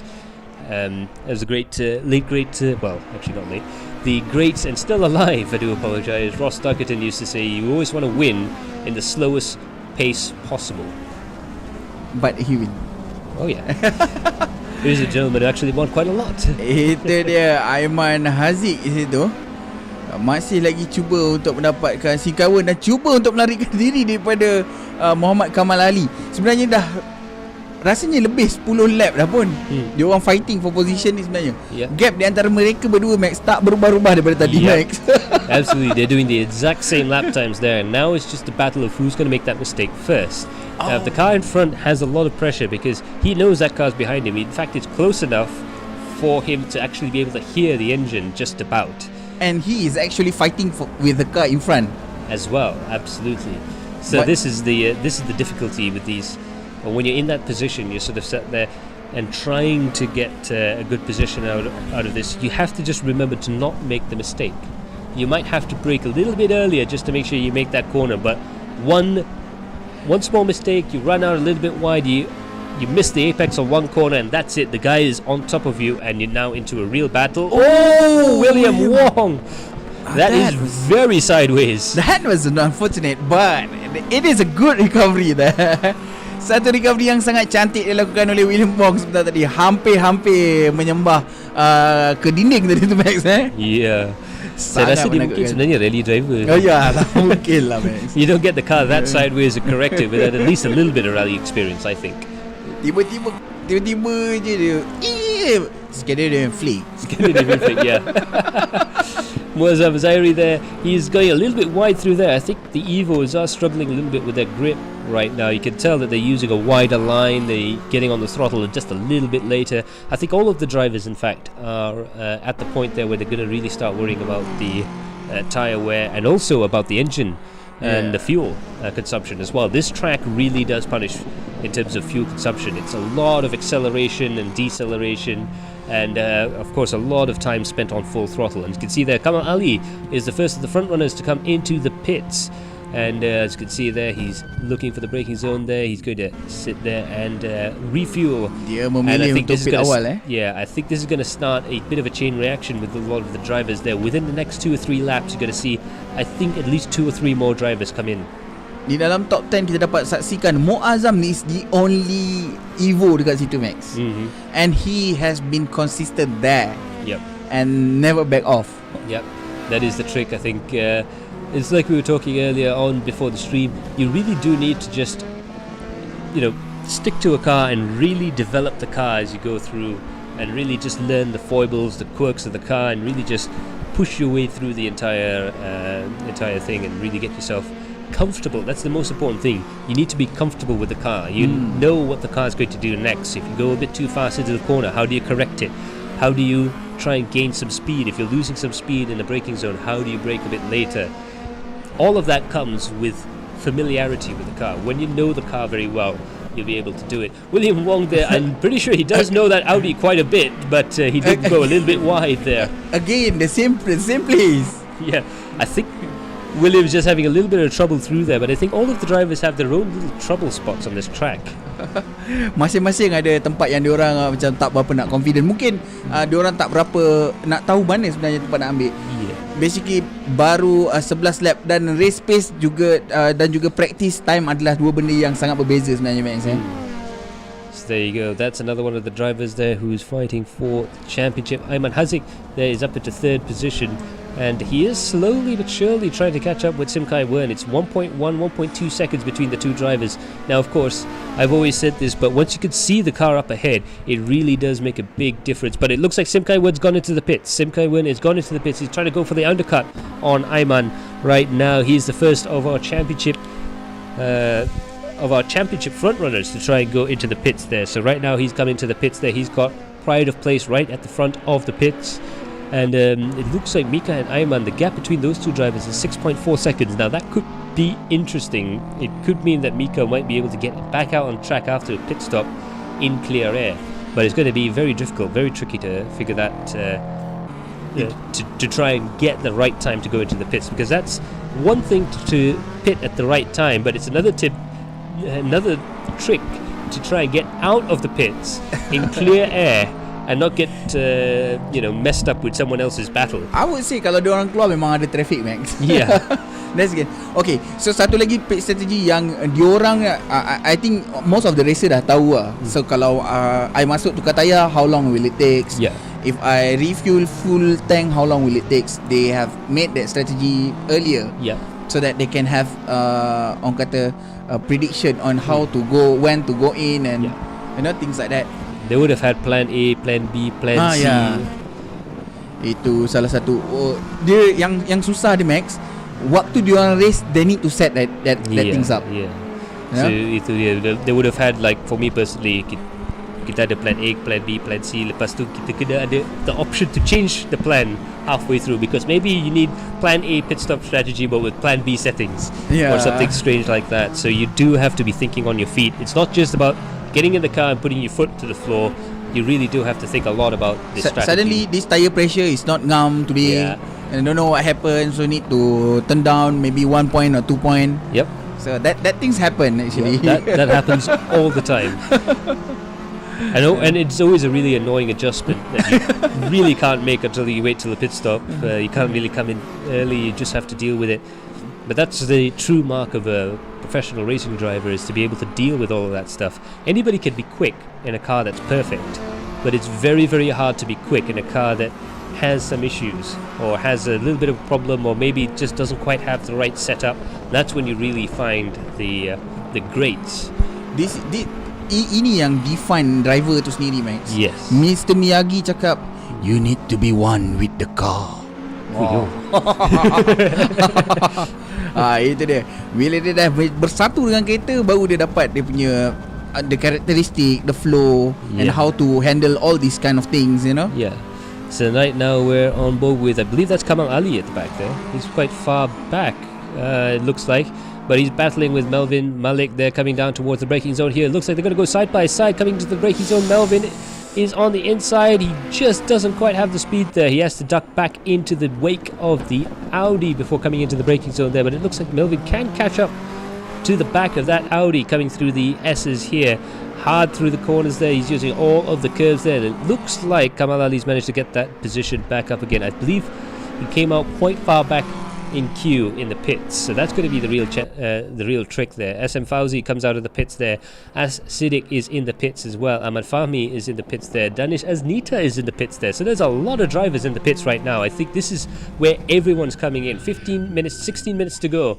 Around there is Mahalil Isha. He's back on track right now and he's up into 11th place, so it's all action right now. So kita cuma tinggal lebih kurang dalam 7 lap saja lagi, Max. Oh, that was a really sideway. Itu dia. Melvin Malik, rasanya Melvin pun belum pit lagi sebenarnya, kalau saya tak ingat saya. Oh, you can see the big lock up there. Confirm tak pit lagi. Tayar dah rabak macam ni. But also, if you're coming out of the pits again, you have to do it all over again. You have to warm the tires up again. That's going to be a problem also. Yeah, you're going to be sitting there for the first 2 laps wondering why the car suddenly feels worse for putting new tires on. But it's not the fault of the tires. You just have to get them up to temperature. This is what happened. Race tinggal lagi 15 minit, okay? Just imagine race tinggal lagi 15 minit. You have like 7 lap. Yeah. So you need 3 lap just to panaskan tayar. Yeah. So you've got a lot of work to do in the other 4 or 5 laps. Absolutely. So this is where our pit strategy orang kata shine lah. You know, when to pit and so on. Yeah. So as you can see there, Melvin Malik, he's up into 9th place there. He's looking for a good top 10 result. That might actually give him an introduction into the points there. So that's going to be what he's looking for, I'm sure, is to try and get into the points. Up into 9th place there. Ayman Akim is in the pits. He's waiting to get out on track fairly soon. And there you go. He's finished his refueling and he's coming out on track there again. These drivers have to keep to the right hand side of the road. You can see that little line there. They cannot cross that line when they're exiting the pits, and he's going to come out behind Kamal Ali there, coming through the corners there. And you can see Kamal Ali's got his tires up to temperature.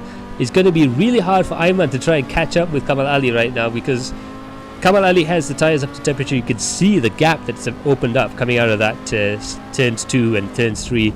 Coming through this corner here and through the S's there, you're gonna see, I think, Kamal Ali really start to pull away. Out of here, you can hear the Audi skip. You can hear the Audi struggle to find grip. Now coming through here again, you can see that car looks a lot calmer than Ayman Akim, and you can see that he's having a bit of a smile there. He's having a little bit of trouble there, but quite amusing stuff in the on-driver cam. Of course, we've always enjoyed the reactions there from Ayman Akim coming through these corners here. But of course, he is quite quick. Ooh. Oh, very nicely done. Give a round of applause there for Ayman Akim. That is some fantastic driving there. He had that thing locked up on the brakes, just like you'd be, going into a junction on the Monte Carlo rally, just setting the car up perfectly. I'm not too sure how well that does for his lap time on his pace, but I think he's got an 8 from the Russian judge. But that one macam masuk full of style, Max. Yeah. Penuh gaya gitu. Yeah. Itu dia. Mika Hakimi kini berada di pit diikuti Aiman Haziq dan juga Amir Haziq. pun sama-sama. Dan William Wong sekali. Everyone in at the same time there. And I think that may have just given Mika Hakimi the race, to be honest with you, because they would have been able to try and do something by going further one more lap or trying to hold back for one lap, but unfortunately because they all went in at the same time as Mika Hakimi, the gap is going to be relatively the same. They can only do worse than Mika. They can't put as much fuel into the car. They can't do what they want in terms of changes on the car. Of course, the pit timing in Assetto Corsa is all done to be as realistic as possible, so any changes will actually take time in the pits.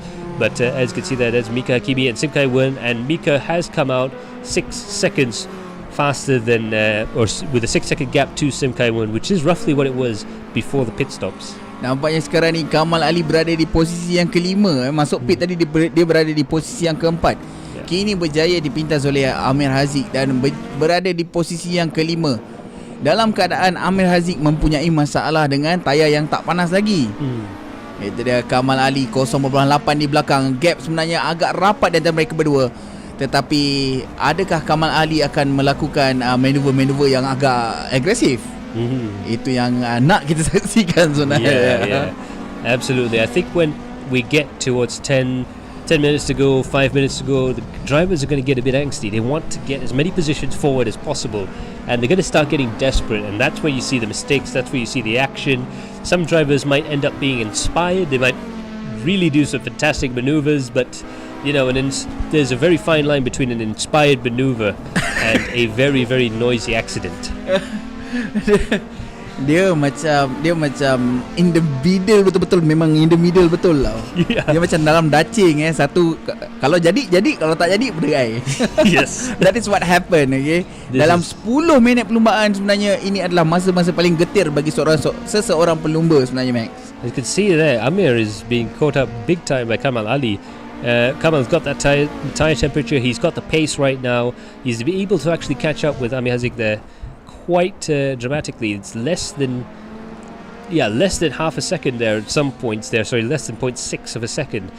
So really very close indeed. I think with a little bit of a slipstream, he's got another 2 more straights to go down here. He might actually be able to try and catch up. Of course, we don't know what the gear ratios are as well, or where they're changing gear and all the rest of that sort of stuff, so that all makes a difference on the straight. But coming into the braking zone here, it is undeniable that Kamal Ali's got a little bit of pace, at least going through those apexes. He's closer to the apex, and he could really just let the car come out of the corner tighter. It's visually, you can see he's got a lot more grip there. So tire temperature control and having the ability to manage your tire temperatures is super critical for this phase of the race. Kalau ikutkan Amir Haziq juga cuba sedaya upaya untuk memberi saingan yang hebat kepada Kamal Ali, Max. Walaupun 0.6 di belakang tu rapat, tak berapa jauh, tapi Kamal Ali mempunyai masalah untuk memintas kerana defensif yang dilakukan oleh Amir Haziq sebenarnya sangat bagus. Yeah. So I mean that's the main thing. Amir just has to make sure that he puts the car in the right location, in the right position on track, that he can't make an overtaking maneuver. You don't really want to throw the big blocks and all that sort of stuff. That's only when you start getting desperate. The real art of defending your position against another driver there is to just be a bit subtle about it and just make sure that you claim the apex well in advance. So that's going to be the trick with these two drivers there. But again, I think Kamal Ali might give him a little bit of a struggle there. Interestingly enough though, it does look like Amir is faster through the middle sector. Meanwhile, Muazzam is still battling on there. He's in 9th place there, and he's just gone past SM Fauzi's coming into the braking zone there. So he's gone up into 8th place, but SM Fauzi might be able to get him back underneath him. That's a nice little switchback maneuver there. Again, you have to get the apex. When you don't get the apex, you just open the door up for other opportunities there. But have a watch through this next section there. He made a little bit of a mistake there, but Muazzam has the pace over SM Fauzi. He might be able to overtake it. He's going to have to try and overtake fairly soon, it looks like. Otherwise, he's going to start slowing down, coming through these S's here. And you can see there's quite a bit of a pace differential there, coming up towards the top of the mountain here. Hard on the brakes there. He tries and looks for an inside. He looks at it. He thinks about it twice, and just about manages to hold himself out there. It looks like SM Fauzi is going deep on the defensive there, just trying to break that toe a little bit. That's why they move from the left to the right there. Coming down to the braking zone here, let's see if he could get in on the inside there. It looks like he's not close enough. SM Fauzi managing to hold on to the exit there, and again he's breaking the toe. That's why he's moving off the racing line there, just to try and make sure he doesn't pick up the toe immediately. And you can see there he's coming close to the pit wall there. It looks like both drivers are going to be there. It looks like it's going to be an overtaking attempt coming into the braking zone here. SM Fauzi moves off the wall, but Muazzam's moved off the wall earlier. He's going to go around the outside, hard onto the braking zone, and that is a perfect outbraking maneuver. No! On himself. No, Max! No! It was almost perfect, but of course he did forget the turn 1 was there, which, like I said, I can't really blame it because I've done that myself. But again, they're still very, very close to each other there. So again, he's going to come in on the inside there. He's going to try it, and this time he's able to hang on to the into the apex of the corner there, and he's about to be able to actually get past this time.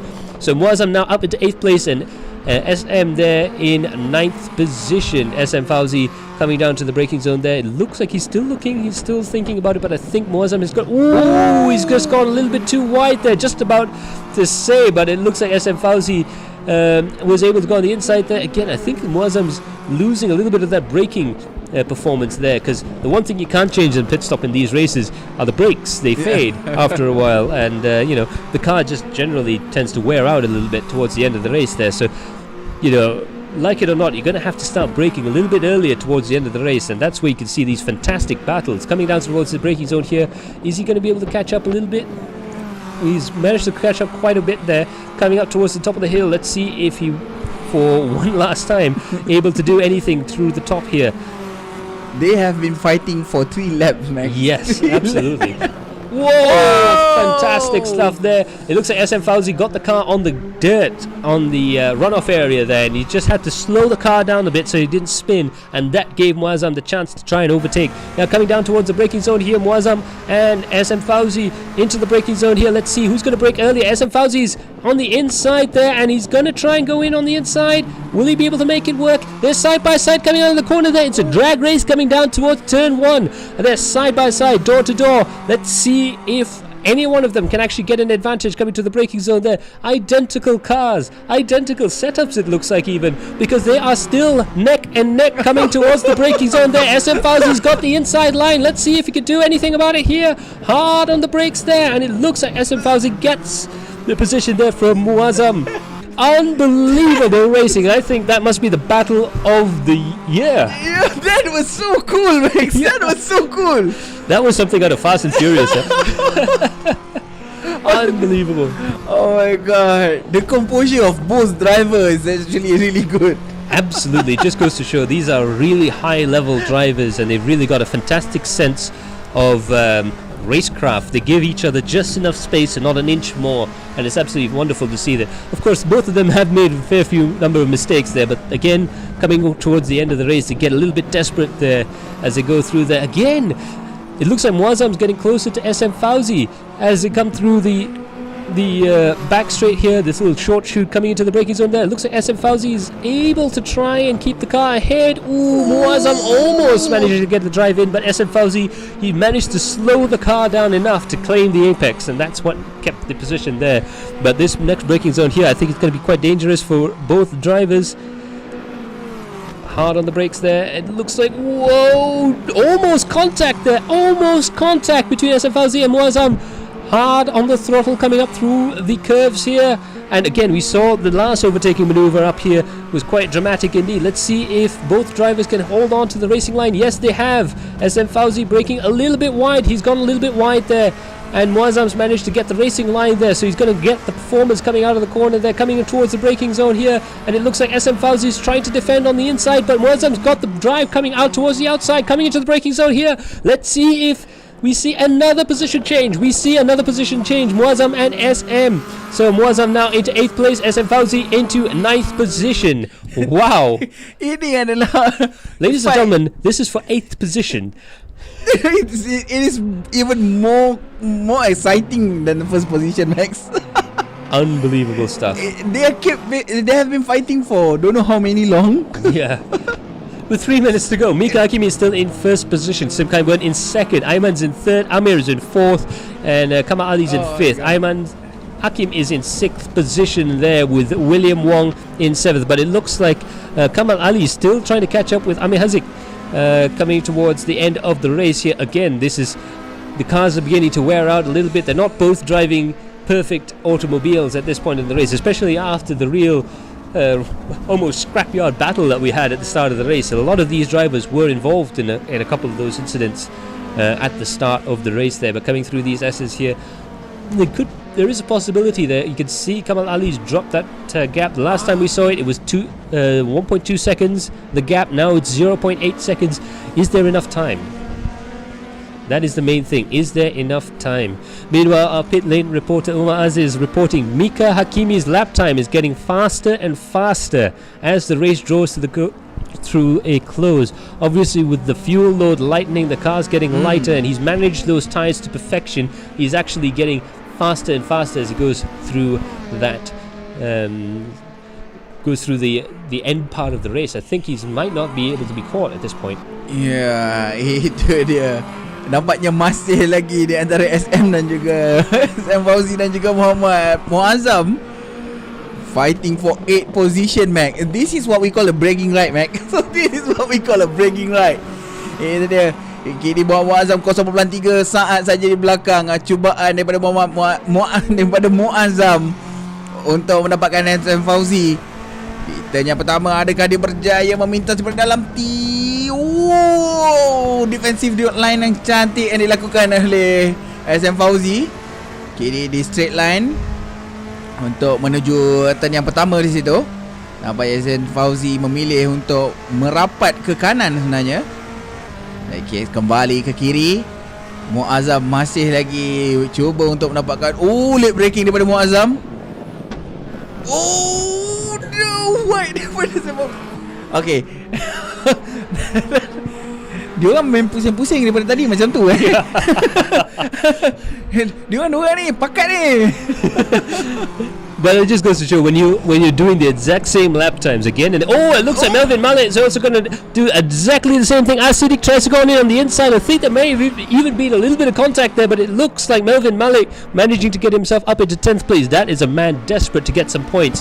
Meanwhile, Kamal Ali is up towards the front there, and he's battling with Amir Haziq. There's only 0.1 seconds, 0.2 seconds between the two of the drivers, even less than that, coming towards the braking zone here. It looks like Amir has quite a lack of grip through there. I think he's really roasted the tyres there. You can see that Amir Haziq really has that concentration face right now. He wants to do everything he possibly can to keep ahead of Kamal Ali as they go towards the start finish line. I think there will be one more lap after this. Time has already ended, so we will be starting our last lap any moment now. Coming towards the final corner there, out of the final corner there, it looks like Kamal Ali. You can read the serial number on the front grille of that vehicle right now, coming towards the start finish straight there. It looks like Amir is trying to break the toe from Kamal Ali, trying to break that slipstream, but Kamal Ali's got a better drive coming out of the corner there. It's going to be an outbraking battle coming towards the turn one there. Kamal Ali along the outside there. Look at that. Amir Haziq, very, very clever stuff. He slowed the car down at the apex. He slowed the corner down and forced Kamal Ali to try and go around the outside there. Meanwhile, SM Fauzi and Muazzam are still battling, coming down towards. There is so many battles going on up and down the leaderboard right now. Unbelievable stuff. They're coming towards there. It looks like Muazzam's able to keep the car ahead of SM Fauzi. No, he's gone wide. He's gone wide. SM Fauzi's come towards the inside there, and he's managed to get himself up into the front once again. Let's see what happened in front. Let's see what happened in front. This has been over and over again, Max. Absolutely. For how many laps. Meanwhile, Ikwan Putra, this is another guy who's having battles all throughout the day there. That's Ismail Isha ahead of him. They're battling for 15th and 16th position there right now, coming towards his braking zone there. It looks like Ikwan Putra is going to go on the inside. He misses his braking zone there, I think, and he was forced to use a little bit. There's a pretty sudden stop there at the moment. Just a reminder that 50 ringgit is going to go to the prize for driver of the day. I believe the poll is open right now. So leader has 2 laps to go on the clock there. So they've given him 2 laps before the end of the race. Meanwhile, at the top of the mountain here, we can have this battle between Kamal Ali and Amir Haziq. There's contact. There is contact. Unbelievable stuff there. Kamal Ali and Amir Hazik has gone into each other there at the top of the hill. That is spectacular stuff there. I'm not too sure what's going to happen there. Ayman has gone past them. It looks like there's an Evo going slowly there. That's Jensen Chu, just making sure he's out of the way of the leaders there, making sure he doesn't get caught up in that. Meanwhile, this battle is still going on. So there you go. SM Fauzi is still battling right now.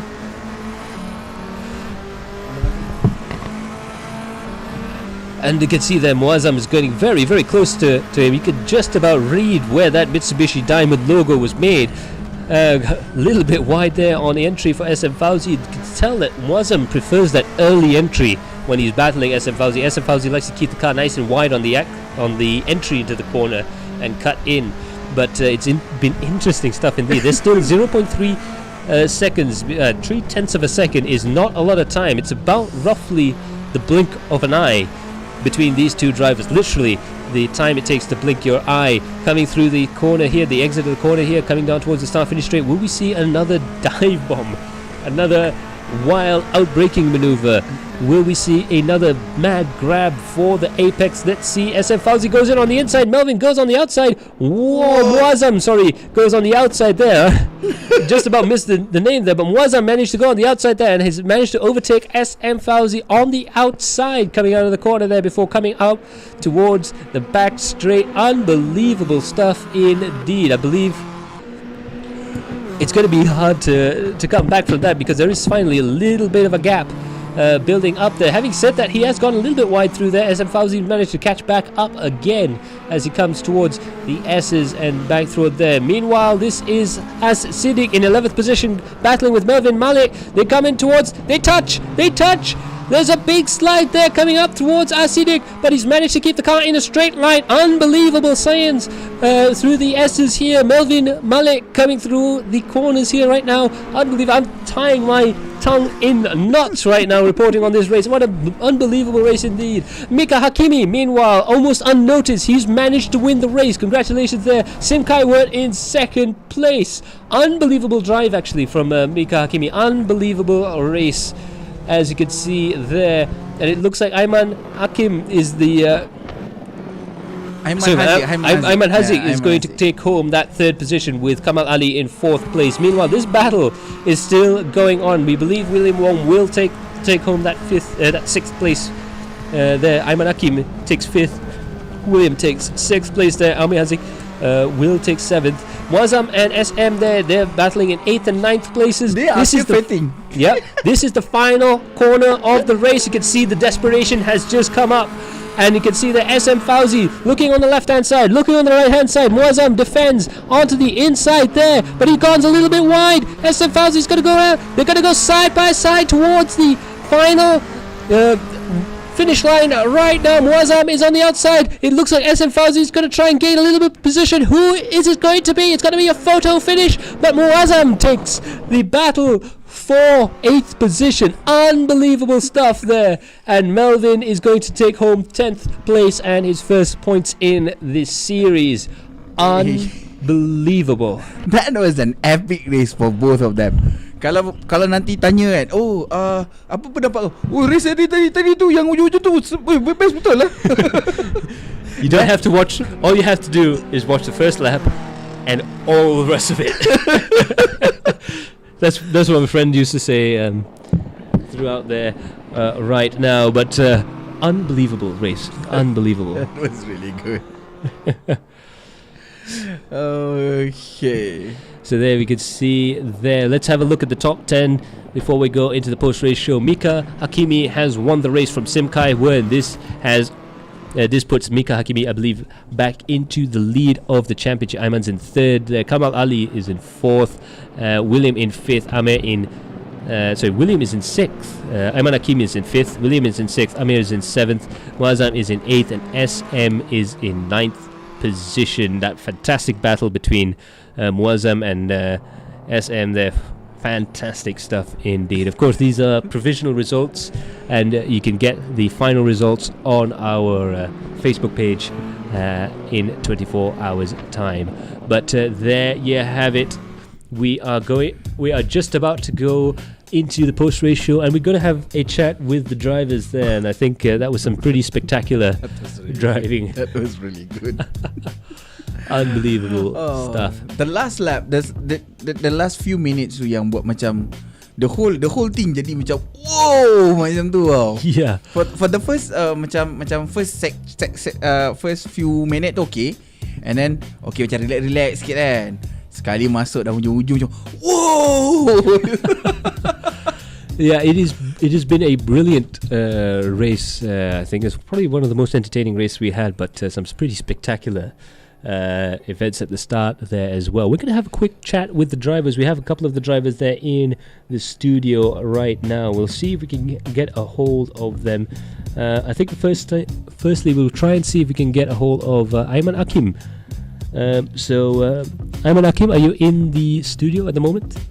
Yeah, I am. Yeah, so what do you think of the race this time around here in Bahrain?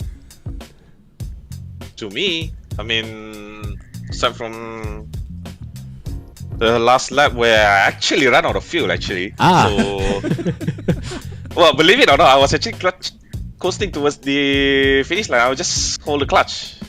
Wow, so that was really, really... When I say run out of fuel, I legit run out of fuel, and coming out the last corner, I was like 0.1, 0.0. I just, you know what, just use the momentum of the car, just clutch in, like, you know, like what Alexander Rossi did in 2016 in the 500. He did that.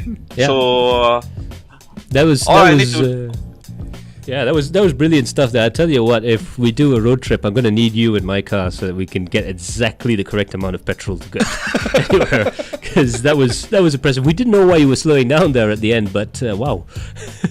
Yeah, I was trying to, because the point is that I saw the collision between Kamal and Amos. I was like, oh, something must be going on. So I was like, okay, so I just need to be honest, I just need a draft, but this car wasn't enough for drafting. So in the end,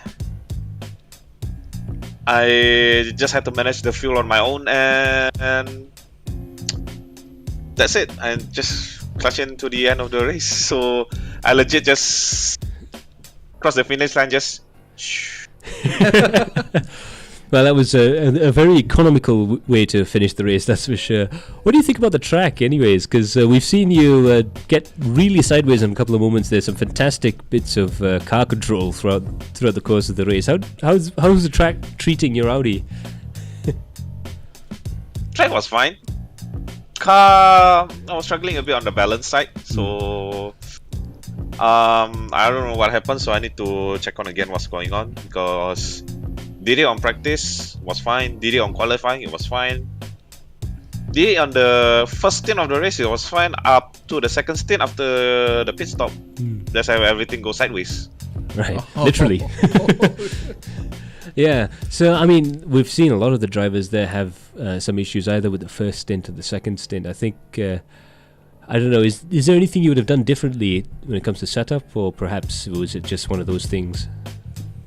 I mean, to be honest myself, because I use a setup which Kai won't use anyway, so credit to him that he did all the setup. So it's just that I need to figure out something that is quite not right on the second stint there, because it was fine in the first stint, so what second stint was making it worse. So yes, I just need to know what happened there actually after changing the tire. Maybe the wind, maybe it was the tire pressure, or maybe it was I suppose that at this there's a lot of things you can learn after the race. There's going to be a bit of a debrief, or a little bit of at least a look through and see what happened there, I guess, from you after the race. Oh yeah, sure that we need to figure out what's going on before the final round there, because I can't afford to lose another time like this again. So yeah. So absolutely. By the way, what are your thoughts on the final round there? We're going to heading out to Suzuka there. You excited about it? I don't know, man. I mean, I raced in Suzuka plenty of time, several times already, so I can say excited, but At the same time, the track was a bit narrow, so a lot of cars were around here. So yeah, we did. Might be going a little bit chaotic here, but Yeah. we'll never know. Yeah, I mean, we were quite surprised to see guys going 4 wide through turn 2. Yeah, at the first lap. At the first lap, which was Turn 1 and turn 2, I think. Yeah, 4 wide on both. yeah. So I guess do stay safe for all the drivers out there, and thank you so much, Ayman, for joining us. Hopefully, we'll be able to speak again. And thanks for the driver cam. I think you definitely have the best driver cam reactions. Nah, just hopefully the final round I can finish the race with sound of the engine instead of. you don't want to cosplay as a hybrid anymore, huh? I mean, my RS3 doesn't have hybrid, so it's not a RS6 or Yeah. it's not a E-Quattro or something on my Audi, you know. So I don't have the Formula E battery on my car, so or any hybrid on my car. So if I had a hybrid on my car, I wouldn't be saving. So I just use a battery power almost. Yeah.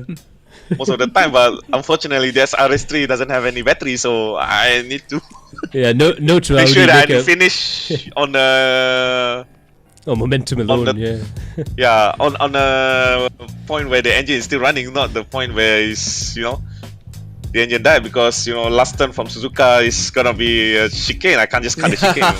Yeah, well, unlike this track where the final corner is just straight. It's just one corner. So instead of 2 corners, 2 slow corner and the Casio triangle there. So this one is just a 1 straight. So I just throttle and clutch in. That's it. But I can't do that in Suzuka. So yeah. So all right, thank you so much there, Ayman Hakim there, and good luck for the next race. Yeah, sure. So there you have it. That was Ayman Hakim. Next up, we're gonna see if we can get a hold of Ayman Hazik, who's had quite the interesting race. Hi. So yeah, how did you find the Bahrain circuit for yourself? I don't really like the circuit, to be honest, but it's not that bad to drive on actually. Yeah. So yeah. And I mean, the next one will be one of my favorites, so I hope to perform that one. That's so, nice. Yeah. So I mean, it's quite rare on AC to actually get a night race that's this good looking, this bright around there. Was there any dark sections for you, or is it pretty much good? It's pretty much good. Yeah. But the mirrors, right? The mirrors is a bit dark though. I don't know why. But the track is fine. Yeah. Yeah, so that's awesome stuff there. We've seen quite a few of your battles there going up and down through the leaderboard. Do you find it easy to battle on this track, or is it, or are there any tricky spots for you? No, I mean it's quite a wide track to actually try. But actually, if you've got equal drivers, it's hard to overtake. Obviously, I mean you can see how close are 3 of us in the first before our stop, right? Yeah. Yeah, I was gonna say that about the first lap. It did look quite chaotic out there. At one point, we actually did see 4 cars go through turn 2, which was quite impressive at the start of the race there. I think the first lap, I think I screwed up with my start, right, and then Sim was right beside me, so we just hit each other a bit, but not much effect to us anyway. Yeah, pretty spectacular stuff there. I don't think I've ever seen that. I don't think I'll ever see that again, but that was brilliant racing. And I was amazed that all of you guys actually ended up in the same direction that he started in. Yeah, I'm glad the first lap was was clean. I'm not sure because I don't see the cars behind. Yeah, perhaps for the better there, but it was a brilliant, entertaining start to the race, anyways. But apart from that, do you have any problems? Fuel. Because then the last lap I just closed myself and I had like 0.7 at the end. Oh, wow. Because suddenly plus 2 laps, right? So that surprised us, So I had to just close myself for that one. The plus 2 laps caught everybody. Yeah, I think that caught everyone out because everyone was right on the limit when it comes to fuel there. So because you have to be right on the limit because the fuel is very slow in this car, the refuel in the pits. Yeah. But this time just barely, just barely. So basically at the last 2 laps, I just closed myself and just focus on trying to make to the race. Right, awesome stuff indeed. Well, I just got a word in my ear there that you might be. Was it you that was heading out to MSF this? Yes, weekend? Tomorrow. Interesting. Why don't you promote yourself there and let the guys know what you're doing up there? Hello. Tomorrow in MSF, I will be racing in Super 1600 class in Toyota Corolla from Brother Teguh Racing. Nice. So please come by MSF and watch us race. Thank you. Nice, absolutely. Yep. Us here at Adrenaline Impact will be covering quite a few of the drivers as they go through the Malaysian Speed Festival race at Sepang. So perhaps we might just have to hantar Budi. You can interview me, no problem. Absolutely. So it is nice to know that we've got some sim racing talent getting up there and getting into there. And good luck it will on be your race. my first MSF race, so Nice. I'm quite. So fantastic stuff there, and we wish you the best of luck, and hopefully you'll get a good result out of it. All right, thank you. All right, fantastic stuff indeed. Of course, we've got one more driver. Well, two more drivers out there. We have our second place man, Sim Kai Wen, I believe, is in the studio right now. Yeah, hi. Can you hear? Yes, we can hear you loud and clear hi. there. Sim, how did you find how do you find the race today, basically? Well, today I mainly get the good launch. Didn't bought the start, so managed to gain a place. Yeah, nice, brilliant stuff. But wasn't quite happy with the car. Maybe it's the setup, or maybe it's just myself, because I'm not feeling like I'm not performing as like what I did in practice. Yeah, the car seems to be slightly slow. yeah. But I mean, that's the thing. If there's a little bit of a difference in temperature or anything like that, that could be just the difference, isn't it? Because suddenly I just noticed the wind and the temp pick up right almost like middle of the race, and towards the end. Then I feel like the car is really nervous on the back end. So Yeah, I mean, we heard that from Ayman Hakim, who had, who definitely had his challenges through the second half of the race. Was it the same for you? The second half of the race, a bit slower? Actually, I got a bit of damage. Maybe from the tap with Ayman Hazik. Then I managed to go box in and quick repair it, and the car feels a bit better. But still I'm struggling there. Yeah, I mean, absolutely fantastic stuff. I think this means that, I mean, definitely in terms of points, I mean, we only have the provisional points here, but you've lost the lead to Mika Hakimi, but it's still very, very close. I think it's going to be winner take all in the lives. So the next race is going to be like, this is my contender. Yeah. So I think it is basically whoever could beat the other driver will win the championship at that point. I just hope it turns out to be like, like Senna and Prost on turn 1. Yeah, we hope we'll get to see the battle throughout the race as opposed to at turn 1. It might be a little bit anticlimactic there. But in any case, congratulations on the podium position this time around. I think, I mean, well, first of all, just before we go, how do you rate your chances around Suzuka circuit? How do you like it? I really love it, with all the like roller coaster corners. But I think it's going to be very tricky for the car we're driving on the Audi. Audi is really nervous on like fast corners. So that will be the challenge, I guess. Yes, to just we tame the cars that. out. Yeah. I mean, there was a couple of tricky points here. We see some of the drivers further back in the field get the cars sideways, especially through the S's. So I can imagine Japan's going to be quite difficult. It's going to be quite hectic, actually. Yeah, absolutely. So, I mean, congratulations on your result here. Second place, not too bad. Yeah, not too bad. Yeah, so fantastic stuff. And, well, we wish you the best of luck for the next round. Right, thanks. All right, thank you so much. And of course, we have to talk to the winner of the race there, Mika Hakimi, who I think had 3 speeds here, there, and gone. And absolutely just ran away with that one. I mean, we were looking. Umar Aziz just kept our pit lane reporter just kept reporting to us that you were just going faster and faster towards the end there. I could tell you were enjoying yourself there. How was the race for you? Were there any problems at all? I'm still dying over the here, there, and now joke. Here, there, and gone. Oh my god. I mean, I think the biggest scare in the race, I had about 90% of the race under control, even qualifying under control.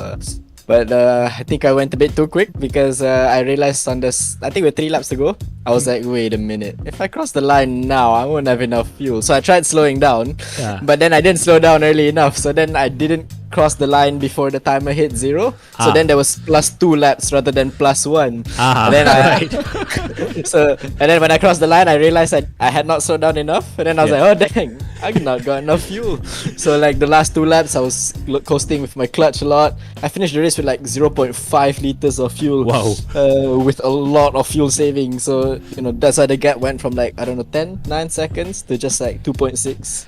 Second pace. Yeah, we did notice that, and we also noticed a couple of. I mean, you've probably heard before with Hakim, and I think you're gonna. Well, let's just say I think you're gonna get a few DMs later on this evening, like, dude, slow down more.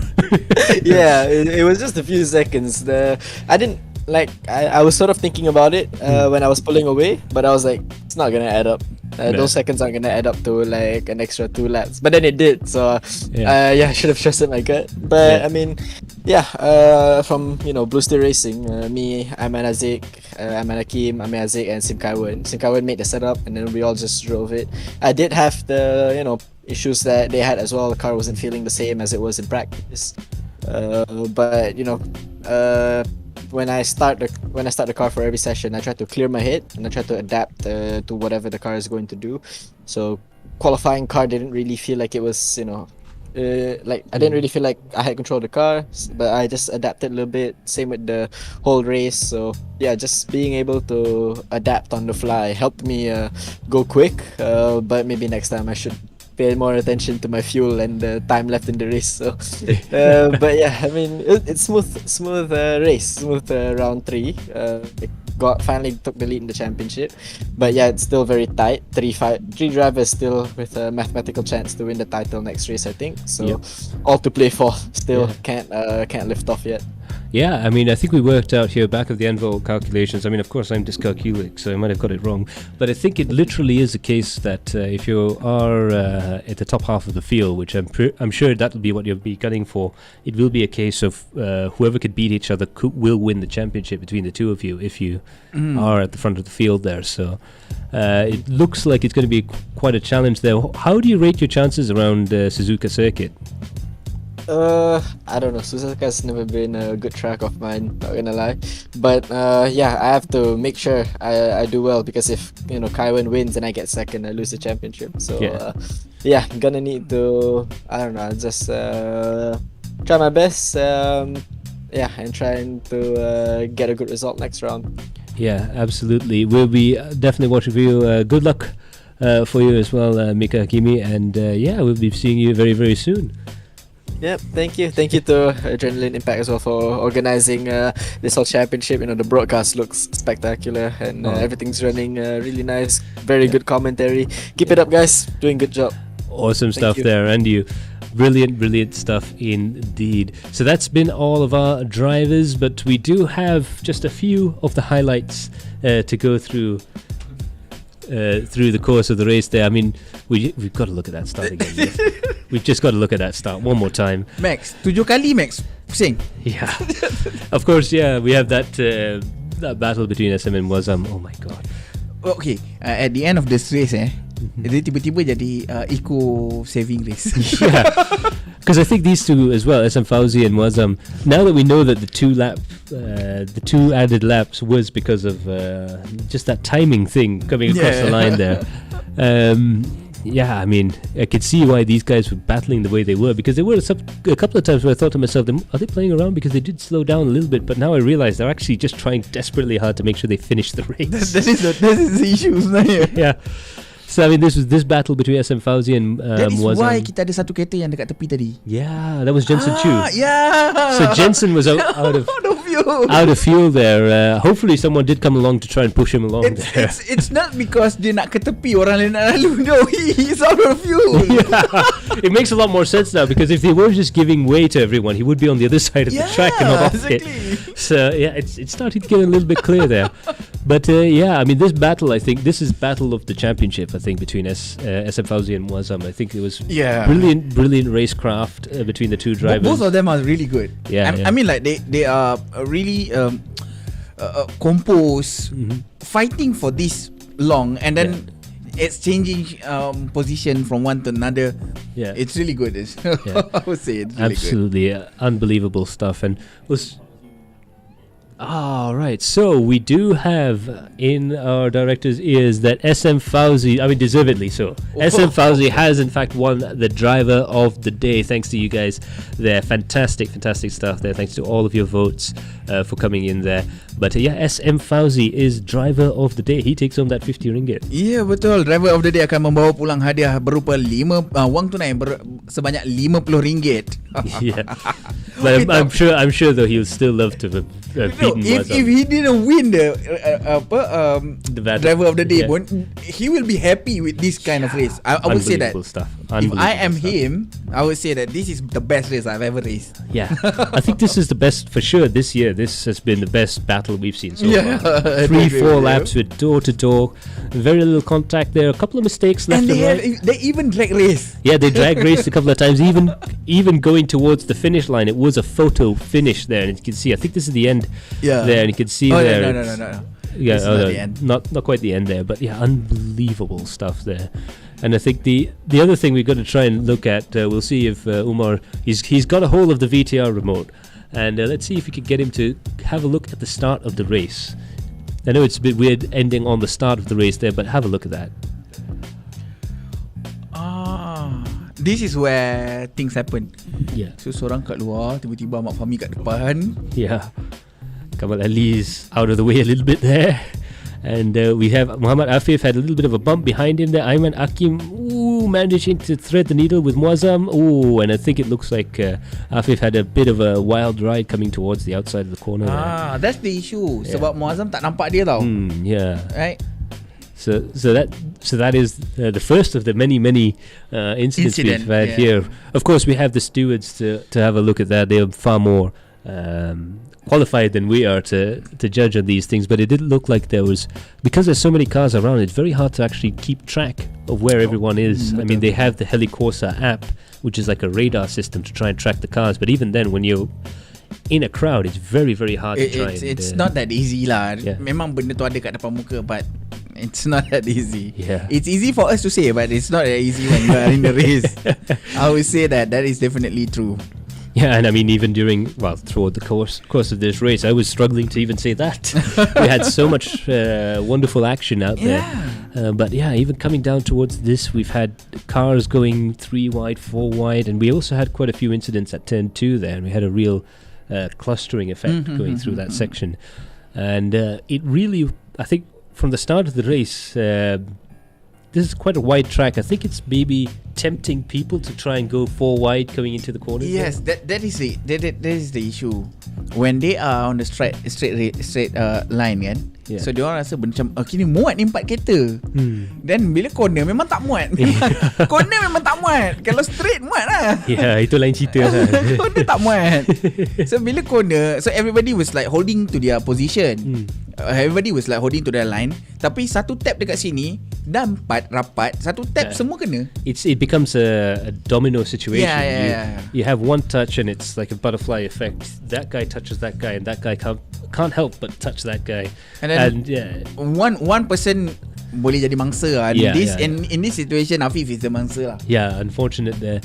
Hopefully we'll be able to see him really drive, because I mean he's quick. He's a really quick driver, and having a big impact at the start of the race really ruined his race there for him. But hopefully a little bit of a cleaner run for the next race, hopefully at the start, and we might be able to see bring Afif back.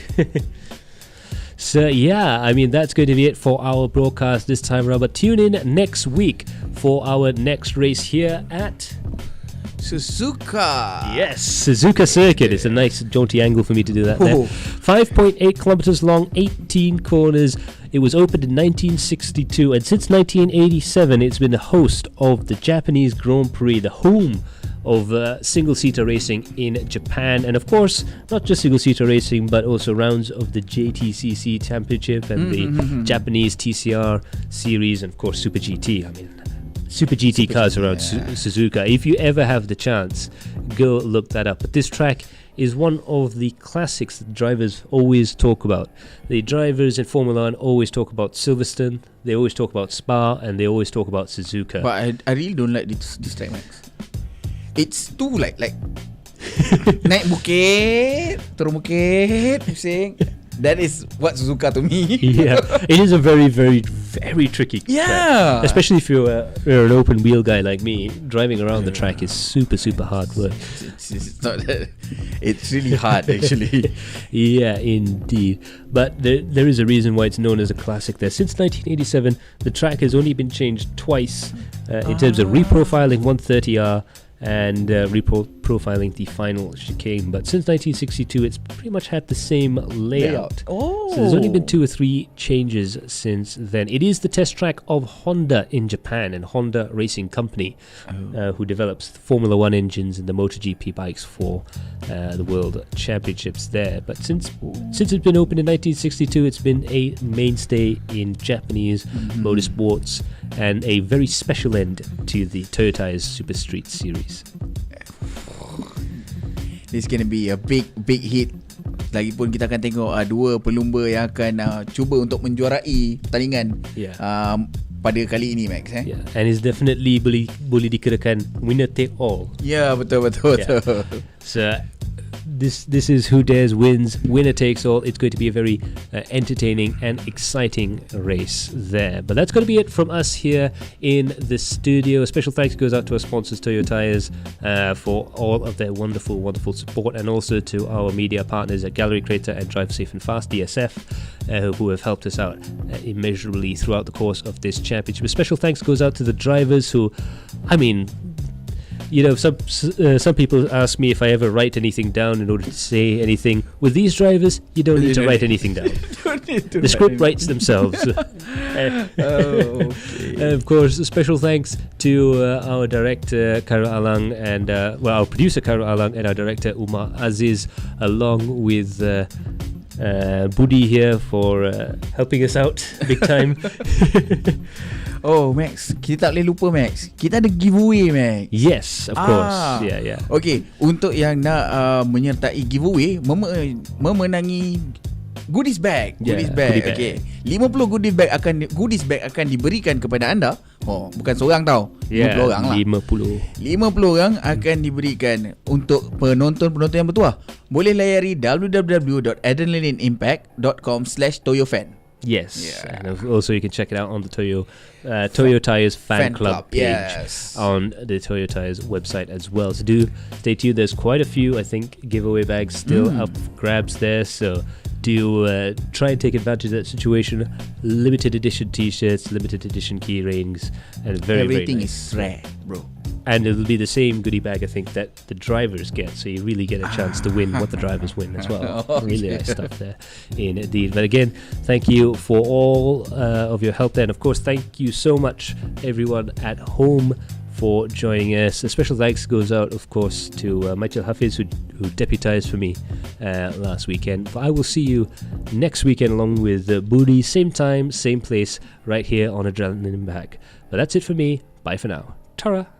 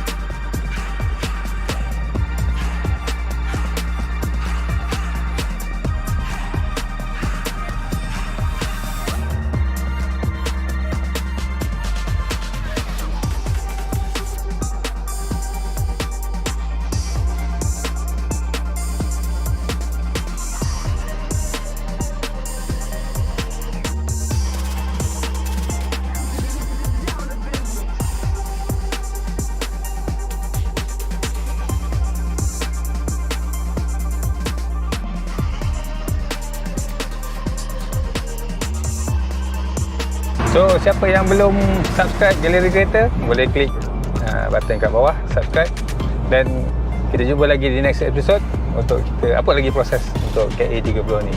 Okay, see you, bye bye. Assalamualaikum.